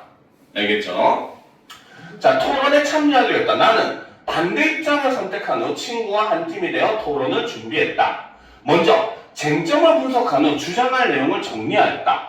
다음 날에는 근거 자료를 마련하려고 인터넷에서 자신의 개성을 자유롭게 표현하고 있는 다양한 초보 운전 표지 사진들을 찾아 저장했다. 그리고 초보 스티커, 되레 난폭 운전자들의 표적이라는 제목의 표지 부착 부작용 사례를 다룬 인터넷 기사를 수집했다. 자, 그러면 여기서 보면 자, 초보 스티커, 되레 난폭 운전자들의 표적이라는 제목의 표지 부착 부작용 사례를 다룬 인터넷 기사를 수집했대요. 그렇죠?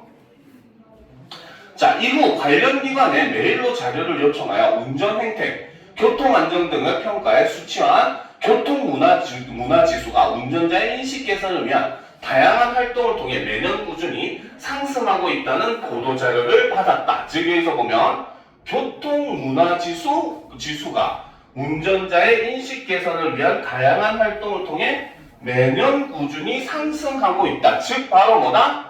초보 운전자들에게 난폭하게 대하는 것은 바로 뭐다?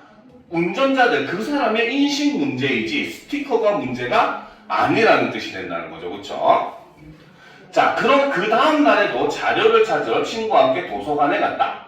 미국 대다수의 주에서는 표지 부착은 의무화하지 않으면서 임시 면허 기간을 두어 초보 운전자의 운전 숙련도를 높이는 단계적 운전면허 제도를 시행하고 있다는 논문 자료를 찾았다. 자, 미국의 사례. 미국 대다수의 주에서는 바로 뭐다? 단계적 운전면허 제도를 시행하고 있다라고 해서 외국의 사례를 지금 수집을 했다라는 거죠. 자, 그리고 초보 운전자 대부분이 표지를 부착하고 있다는 설문조사를 결과도 찾아서 스크랩했다. 그 다음 초보 운전자 대부분은 이미 표지를 부착하고 있다라고 하는 설문조사 결과를 수집했다는 겁니다. 알겠습니까? 그러니까 굳이 의무화를 할 필요가 없다의 그 근거가 될 수 있겠죠. 그쵸? 자, 마지막 문단을 봅시다. 자, 막상 토론을 하려니 평소 사람들 앞에서 말할 때 긴장해서 말을 더듬는 편이라 걱정이 되었다.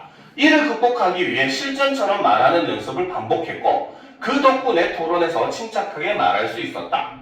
한편 토론 후 상호평가를 해보니 친구는 준비한 자료를 활용해 논리적으로 답변한 반면 나는 찬성 측 반론을 미흡하게 반박한 것 같아 조금 아쉬웠다. 이번 토론을 준비하며 생각보다 많은 시간과 노력이 든다는 것을 알았다. 논제에 대한 찬성과 반대 자료를 모두 조사해야 하기 때문이다. 이것이 바로 토론을 통해서 마지막에 깨달은 점 혹은 배운 점, 요거를 소감문이니까 마지막에 제시를 하면서 글을 마무리를 하고 있다는 거죠. 알겠습니까? 자, 그러면 41번 보도록 합시다. 자, 나를 작성할 때 활용한 내용 조직 방법으로 적절하지 않은 것을 고르라 라고 되어 있죠. 적절하지 않은 것은, 자, 1문단에서는 논제에 대한 입장을 선택하게 된 계기를 원인과 결과에 따라서 제시하게 되었다. 자, 논제에 대한 입장을 선택하게 된 계기가 있는지 한번 살펴보도록 합시다. 자, 1문단의 내용을 보면 나는 토론의 논제를 보고 나도 내년이면 운전면허를 취득할 수 있는 나이가 된다는 생각에 관심이 생겨서 토론에 참여했지만 왜 반대 입장을 선택했는지가 제시되지 않았죠. 그쵸? 그렇기 때문에 바로 뭐다? 이거는 정답이 바로 뭐다? 이게 틀렸기 때문에 1번이 된다는 거죠. 알겠어요? 여기서 바로 논제에 대한 입장이라고 하는 것은 바로 뭐다? 이 글의 글쓴이가 반대 입장을 선택한 계기를 설명해야 되는데 그 내용이 존재하지 않았다는 겁니다. 알겠습니까? 자, 2번. 이 문단에서는 토론을 준비하는 과정을 시간 순서에 따라 제시했다. 그렇죠? 첫날에 그 다음날에 그 다음날에 해서 제시했기 때문에 맞다고 볼 수 있겠죠. 3번. 이 문단에서는 토론에 활용할 자료를 수집한 경로에 따라서 나누어 제시하였다. 그렇죠? 첫째 날에는 뭘 조사했고, 둘째 날에는 뭐 신문 기사를 받고, 세 번째 인터넷을 조사했고, 세 번째 날은 뭐 도서관에 갔고, 이런 식으로 뭡니까? 경로를 또 다르게 했어요. 그날마다. 그렇죠? 자, 4번. 3문단에서는 말하기 불안 문제를 인식하고 이를 해결하기 위한 노력을 제시했다. 그렇죠? 평소에 여러 사람들 앞에 있으면 떨리기 때문에 그거를 극복하기 위해서 어떻게 했다는 내용이 있었죠. 자, 3문단에서는 토론 활동에 대한 평가를 대비의 방식으로 제시하였다. 그렇죠? 바로 찬성 측의 내용과 자신의 내용을 대비하는 방식으로 제시했다. 그래서 내가 부족했던 것 같다, 아쉬웠다 라고 이야기를 하고 있는 겁니다. 알겠습니까? 자, 그럼 이제 다음 문제를 보다 합시다. 42번 문제. 자, 다음은 A를 고쳐 쓴 것이다. 그 과정에서 발견된 교사의 조언으로 가장 적절한 것은 이란 거야. 바로 교사의 조언.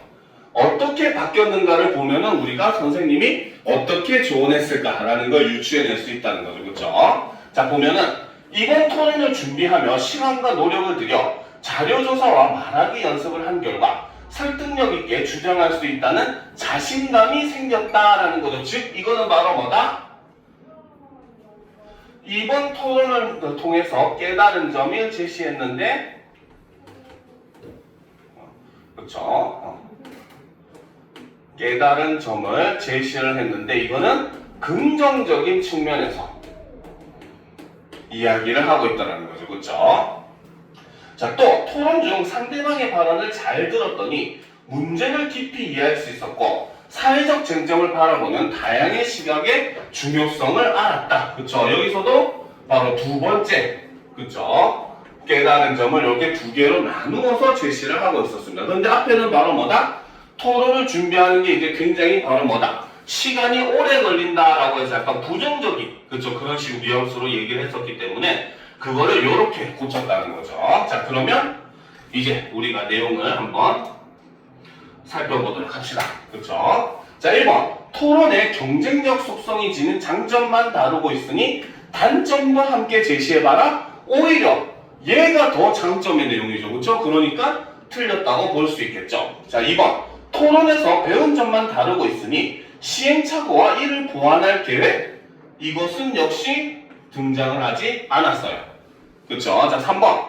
토론에서 자료조사의 어려움만 다루고 있으니 토론 중 겪은 어려움도 함께 제시했다? 이런 내용도 없죠. 그렇죠? 4번 토론 준비에 대해서만 다루고 있으니 실제 토론을 하면서 깨달은 점, 실제 토론을 하면서 깨달은 점. 자, 일단 요거는 우리가 세모를 칠 수가 있겠죠. 그렇죠? 자, 사실 이게 맞는 답이라는 게 눈에 조금 보이긴 하는데 일단 세모 쳐납시다. 5번 토론 준비 과정에서의 개인적 노력만 다루고 있으니 협력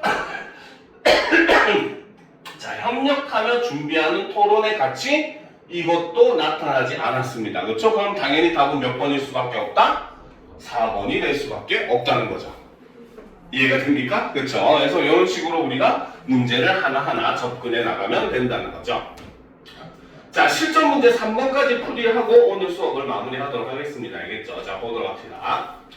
자, 가는 땡땡 고등학교 행사에 참여한 학생이 마을 소식지에 쓴 후기이고 나는 이를 읽은 다른 지역의 학생들이 나눈 대화라는 거죠. 자, 그러면 이제 바로 뭐다? 학교 행사에 참여한 학생들이 마을 소식지에 쓴 후기 보도록 합시다. 자, 이건 일단 우리가 이걸 통해서 우리가 알아둬야 되는 정보들이 있죠. 자, 첫 번째는 자, 글을 쓴 매체가 바로 어디였다? 마을 소식지라는 겁니다. 그렇죠?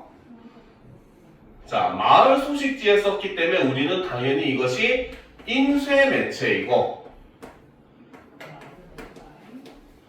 매체라는 걸 알 수 있죠. 그렇죠? 그리고 두 번째는 예상 독자는 지금까지와는 다르게 지금까지는 대부분이 같은 학교 친구들 그렇죠? 이런 경우가 많았는데 여기서의 내용 예상 독자는 바로 뭐다?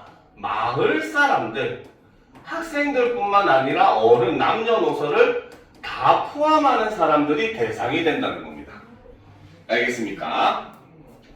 자, 그러면 이제 가글을 보도록 합시다. 지난 한 학기 동안 우리 학교에서는 식물에 대한 관심을 높이자는 취지에서 다 함께 식물지도 만들기 행사를 진행하였다. 그렇죠? 여기서 얘기하는 게 바로 식물지도 만들기 행사라는 거죠. 자, 마을 사람들이 볼 땡땡동 식물지도를 전교생이 함께 만들며 다양한 식물에 관심을 갖게 되었고 자연의 소중함도 깨닫게 되었다라는 거죠. 이게 바로 이 행사에 참여하면서 바로 뭐다? 깨달은 점을 이렇게 제시를 해주고 있죠. 자, 식물지도 만들기는 땡땡동 전체를 30개 구역으로 나눠 학급별로 맡은 구역의 식물을 조사하는 방식으로 이루어졌다. 자, 여기서는 바로 뭐다? 지도를 만들게 된 바로 조사 방법에 대해서 설명을 해주고 있죠.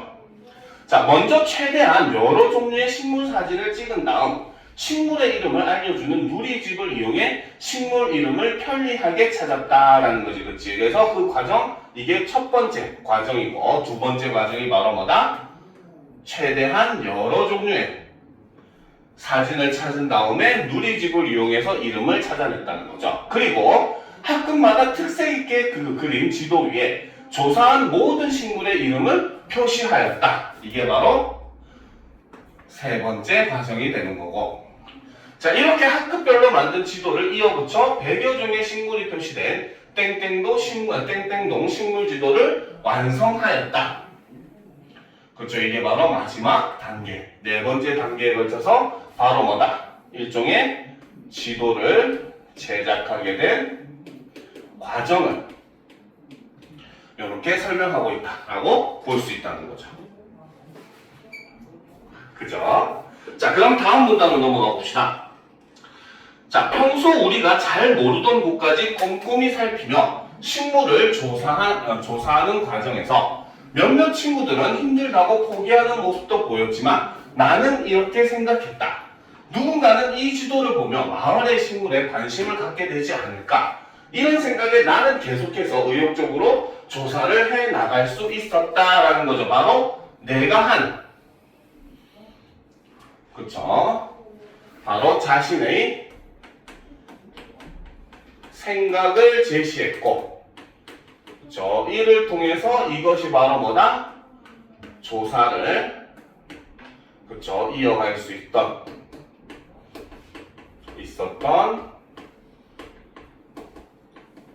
동기 혹은 계기 요거를 이렇게 자신의 생각을 제시하는 방법으로 제시를 해주고 있다는 겁니다. 그쵸? 자, 이번 행사를 통해 그동안 주변의 식물에 무관심했던 나 자신을 반성하게 되었다. 그리고 화살나무나 분꽃 등의 식물을 교실 밖에서 직접 관찰하니 책으로만 접했을 때보다 식물에 대한 관심이 더 커지는 것 같았다. 자, 일단 나 자신을 반성한 게 첫 번째 깨달은 점이고, 두 번째는 바로 식물에 대한 관심이 더 커졌다는 게 두 번째 깨달음이 되는 거죠. 자, 다른 학교에서도 식물지도 만들기 행사를 개최한다면 더 많은 학생들이 자연의 소중함을 느낄 수 있을 것이라는 생각이 들었다라는 거죠. 그래서 마지막에는 바로 뭐다? 글쓴이가 이 행사를 통해서 깨달은 점과, 그렇죠, 다른 학생들에게도 바로 뭐다? 학생들에게도 일종의 추천을 하는, 그렇죠, 이런 글을 덧붙이면서 글을 마무리를 하고 있습니다. 알겠습니까? 자, 그러면 이제 38번 문제를 보도록 합시다. 자, 가에 활용된 글쓰기 방식으로 가장 적절한 것은 이라고 되어 있어요. 그렇죠? 자, 그럼 보도록 합시다. 자, 1문단에서는 식물지도 만들기 행사에서 자신이 깨달은 점은 제시되어 있었습니까? 없었습니까? 바로 1문단에서 보면은, 자, 식물에 대한 관심을 높이자는 취지에서 다 함께 식물지도 만들기 행사를 진행을 했고, 전교생이 함께 만들고 다양한 식물에 관심을 갖게 되었고, 자연에 대해서 소중함도 깨닫게 되었다라는 거지. 그치? 자, 여기서는 자신이 깨달은 점은 제시를 했어요. 그쵸? 그런데 중요한 건 바로 뭐다? 문제점과 해결책을 제시하는 방법. 문제점이 있었습니까? 해결책도 문제점이 없었으니 당연히 해결책도 존재하지 않았죠. 그렇죠? 그러니까 1번은 틀렸다고 볼 수 있겠죠. 자, 2번. 이 문단에서는 식물지도를 만든 과정을 원인과 결과를, 자, 식물지도를 만든 과정이 이 문단에 있었다. 내용을 다시 한번 살펴보면, 자, 식물지도 만들기는 땡땡 동전지를 30개로 나누어서 라고 했어요. 그렇죠? 여기서는 만드는 과정은 제시가 되어 있었습니다. 그렇죠? 그런데 원인과 결과를 제시하는 방식이었습니까? 아니죠. 그렇죠? 여기서 쓴 방식은 바로 뭐다? 과정의 방식. 그렇죠? 과정이 바로 뭡니까? 어떤 거를 할 때 순서대로, 우리가 설명서, 요리책 이런 게 과정의 방식이에요. 그렇죠? 그러니까 과정의 방식으로서 제시를 했다라고 볼 수 있겠죠. 자, 3번. 이 문단에서는 학급별 식물지도의 특색을 나열하는 방식으로 서술하였다. 학급별 식물지도의 특색을 나열했다? 이것도 역시 아니었죠. 이 문단에서 제시한 거, 결국 여기서 제시한 거는 핵심으로 얘기하면 이 문단은, 그쵸, 바로 뭐다? 바로 식물 지도를 만든 과정을, 그쵸, 바로 어떻게? 과정의 방식, 즉 시간의 순서대로 설명한 게 바로 이 문단의 내용이었다는 거죠. 알겠습니다. 과정이라고 하는 거는 시간과 관련이 있는 서술 방식입니다. 알겠죠? 왜? 먼저 해야 될 것과 나중에 해야 될 것이 있기 때문에. 알겠습니까? 자, 4번을 봅시다. 3문단에서는 식물조사에 임하는 자신의 참여 자세를 친구들의 참여 자세와 대조하는 방식. 자, 식물조사에 임하는 자신의 참여 자세. 아까 마지막 부분에 있었죠. 이걸 하면 어떻게? 마을 식물에 관심을 갖게 되지 않을까라고 하는 자신의 참여 자세를 제시했고, 그리고 이것이 바로 뭐다? 친구들의 참여 자세와 대조했다? 이것도 역시 맞죠. 바로 앞에 뭐가 있었다? 바로 앞에 보면은 몇몇 친구들은 힘들다고 포기하는 모습도 보였지만 이라고 얘기했어요. 그렇죠? 그러니까 친구들의 참여하는 자세와 대조하는 방식으로 서술하였다. 이게 맞다라고 봐야 되는 거죠. 그렇죠? 자, 5번. 3문단에서는 식물을 조사하며 친구들이 겪은 어려움을 묻고 답하는 것이, 친구들이 겪은 어려움이 나왔습니까? 안 나왔습니까? 여기서는 자기가 이제 뭡니까? 깨달은 점, 그리고 다른 친구들도 했으면 좋겠다라는 내용이 담겨있기 때문에 내용이 없죠. 그리고 이것이 묻고 답하는 방식이다? 역시 완전히 틀렸다고 봐야 되겠죠. 그렇죠? 그럼 답은 몇 번이다? 4번이 된다는 겁니다. 이해가 되죠? 그렇죠? 자, 그러면 이제 문제 하나 더 서술을 풀이해 보도록 합시다. 자, 보기는 가의 마지막 문단의 초고이다. 보기를 고쳐 쓰기 위해 친구들이 조언한 내용 중 반영되지 않은 것은 이라고 되어 있죠. 그렇죠? 자, 보도록 합시다. 자, 이 행사를 통해, 자, 여기서도 역시 바로 뭐다? 얘가 초고고 이를 바탕으로 바로 뭐다? 가의 마지막 문단을 쓴 겁니다. 방향이 요 방향이에요. 알겠죠? 자, 그래서 이 보기를 고쳐 쓰기에 친구들이 조연한 내용 중 반영되지 않은 것은, 그 말은 이꼴 무슨 말이다? 일치하지 않는 것은, 요걸 고르라는 거죠. 알겠습니까? 자, 그럼 봅시다. 이 행사를 통해 나 자신을 반성하게 되었다. 그리고 교실 밖에서 관찰활동을 하는 것이 학업으로 인한 부담감을 덜어준다는 것도 알게 되었다. 자, 여기서 보면, 자, 교실 밖에서 관찰활동을 하는 게 학업으로 인한 부담감을 덜어준다? 요거는 사실 바로 뭐다? 글의 주제와 관련이 없다고 봐야 되겠죠. 그치? 그죠? 식물지도 만들기라고 하는 주제와는 전혀 관련이 없잖아요. 그렇죠? 그러니까 당연히 이런 거는 통일성을 위해서 삭제 엔딩을 맞이하는 게 좋겠죠. 자, 다른 학교에서도 식물지도 만들기 행사를 열면 좋겠다는 생각이 들었다. 자, 요 내용은 있었지만 요게 어떤 식으로 바뀌었다. 마지막 문단과 비교를 해보면, 자, 이번 행사를 통해 그동안 주변 식물에 무심했던 나 자신을 반성하게 되었다라고 했을 때 여기서 바로 뭐다? 첫 번째는 바로 뭡니까? 핵심은 여기 있었죠. 바로 뭐다?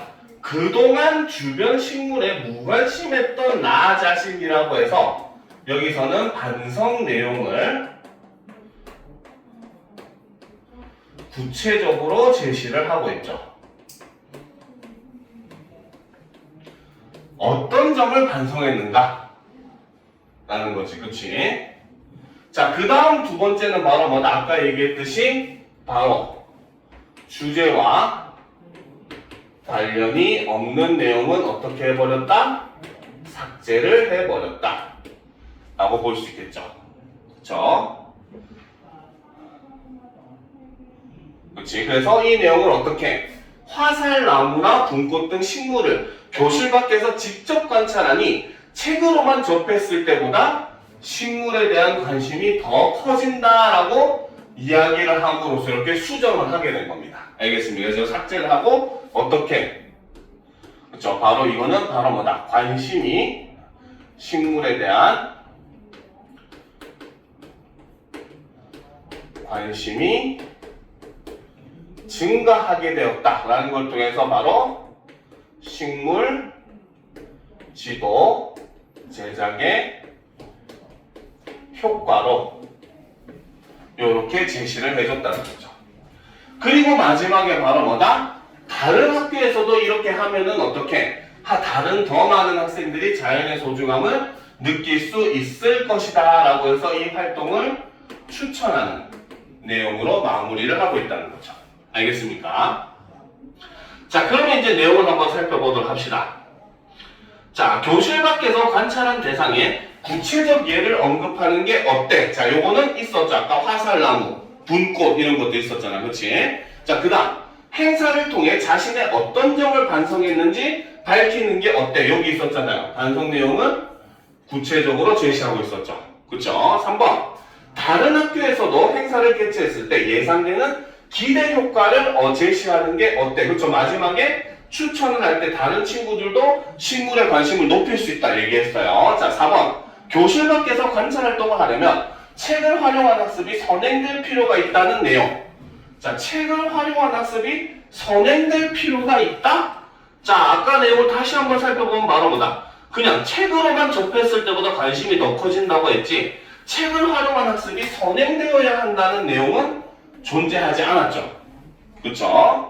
자, 5번 교실 밖에서 이루어지는 관찰활동의 긍정적 효과를 행사의 취지에 부합하는 내용으로 바꾸는 게 어때요? 그쵸? 요거를 이런 식으로 바꾸었기 때문에 얘도 맞다고 볼 수 있는 거예요. 그렇죠? 그러니까 답은 몇 번이 될 수밖에 없다. 역시 4번이 될 수밖에 없다는 겁니다. 알겠습니까? 자, 그래서 이렇게 우리가 작문 관련된 문제를 어떤 방식으로 접근하고, 그렇죠? 실제로 우리가 독서처럼 하나하나 내용을 파악하는 부분은 화법에 비하면 조금 더 파악을 해야 돼요. 왜? 어쨌든 글에 대한 내용이기 때문에 이 글이 무엇에 대해서 썼는지는 알아야 되죠. 근데 사실상 이 작문 부분에서 핵심적으로 여러분들한테 요구하는 건 바로 뭐다? 어떤 방식으로 표현하고 있는가, 뭐 예시를 사용을 했는지 대조를 사용했는지 이런 표현법들에 관련된 문제 여러분들이 반드시 알아둬야 되고, 그 다음에 어쨌든 뭐 개요와 확인을 한다든지 이렇게 친구들의 좋은 내용을 가져온다든지 결과적으로는 바로 뭐다? 요거는 단순한 내용의 내용 일치 문제. 우리가 독서가 어려운 내용 이유는 초론적 문제를 요구하는데 화작 부분의 문제는 절대 추론적인 내용을 요구하지 않아요, 여러분들에게. 그러면 핵심은 바로 뭐다? 단순히 내용이 일치하는가 아닌가 사실적 읽기의 수준으로만 판단을 해도 여러분들은 부담 없이 글을 파악을 할 수가 있다는 겁니다. 알겠죠? 그리고 항상 이렇게 이제 제목 관련된 문제나 이런 걸 했을 때는 조건을 반드시 지키고 있는가 확인하는 거. 이런 것들만 여러분들이 주의를 한다면은 이 작문 문제도 절대 어려울 게 없어요. 알겠죠? 오늘 수업은 여기까지 하겠습니다. 알겠죠? 그래서 다음 주에 이제 마지막 화법작문 진짜 통합 문제 2개가 어떤 식으로 연결되는 문제들이 나오는지를 하고 수업을 이번 방학 특강을 마무리할 겁니다. 그래서 다음 주까지 우리가 열심히 한번 해보도록 합시다. 다들 수고했습니다. 숙제 줄 테니까 받아가야 돼요. 알겠죠? 수고했습니다.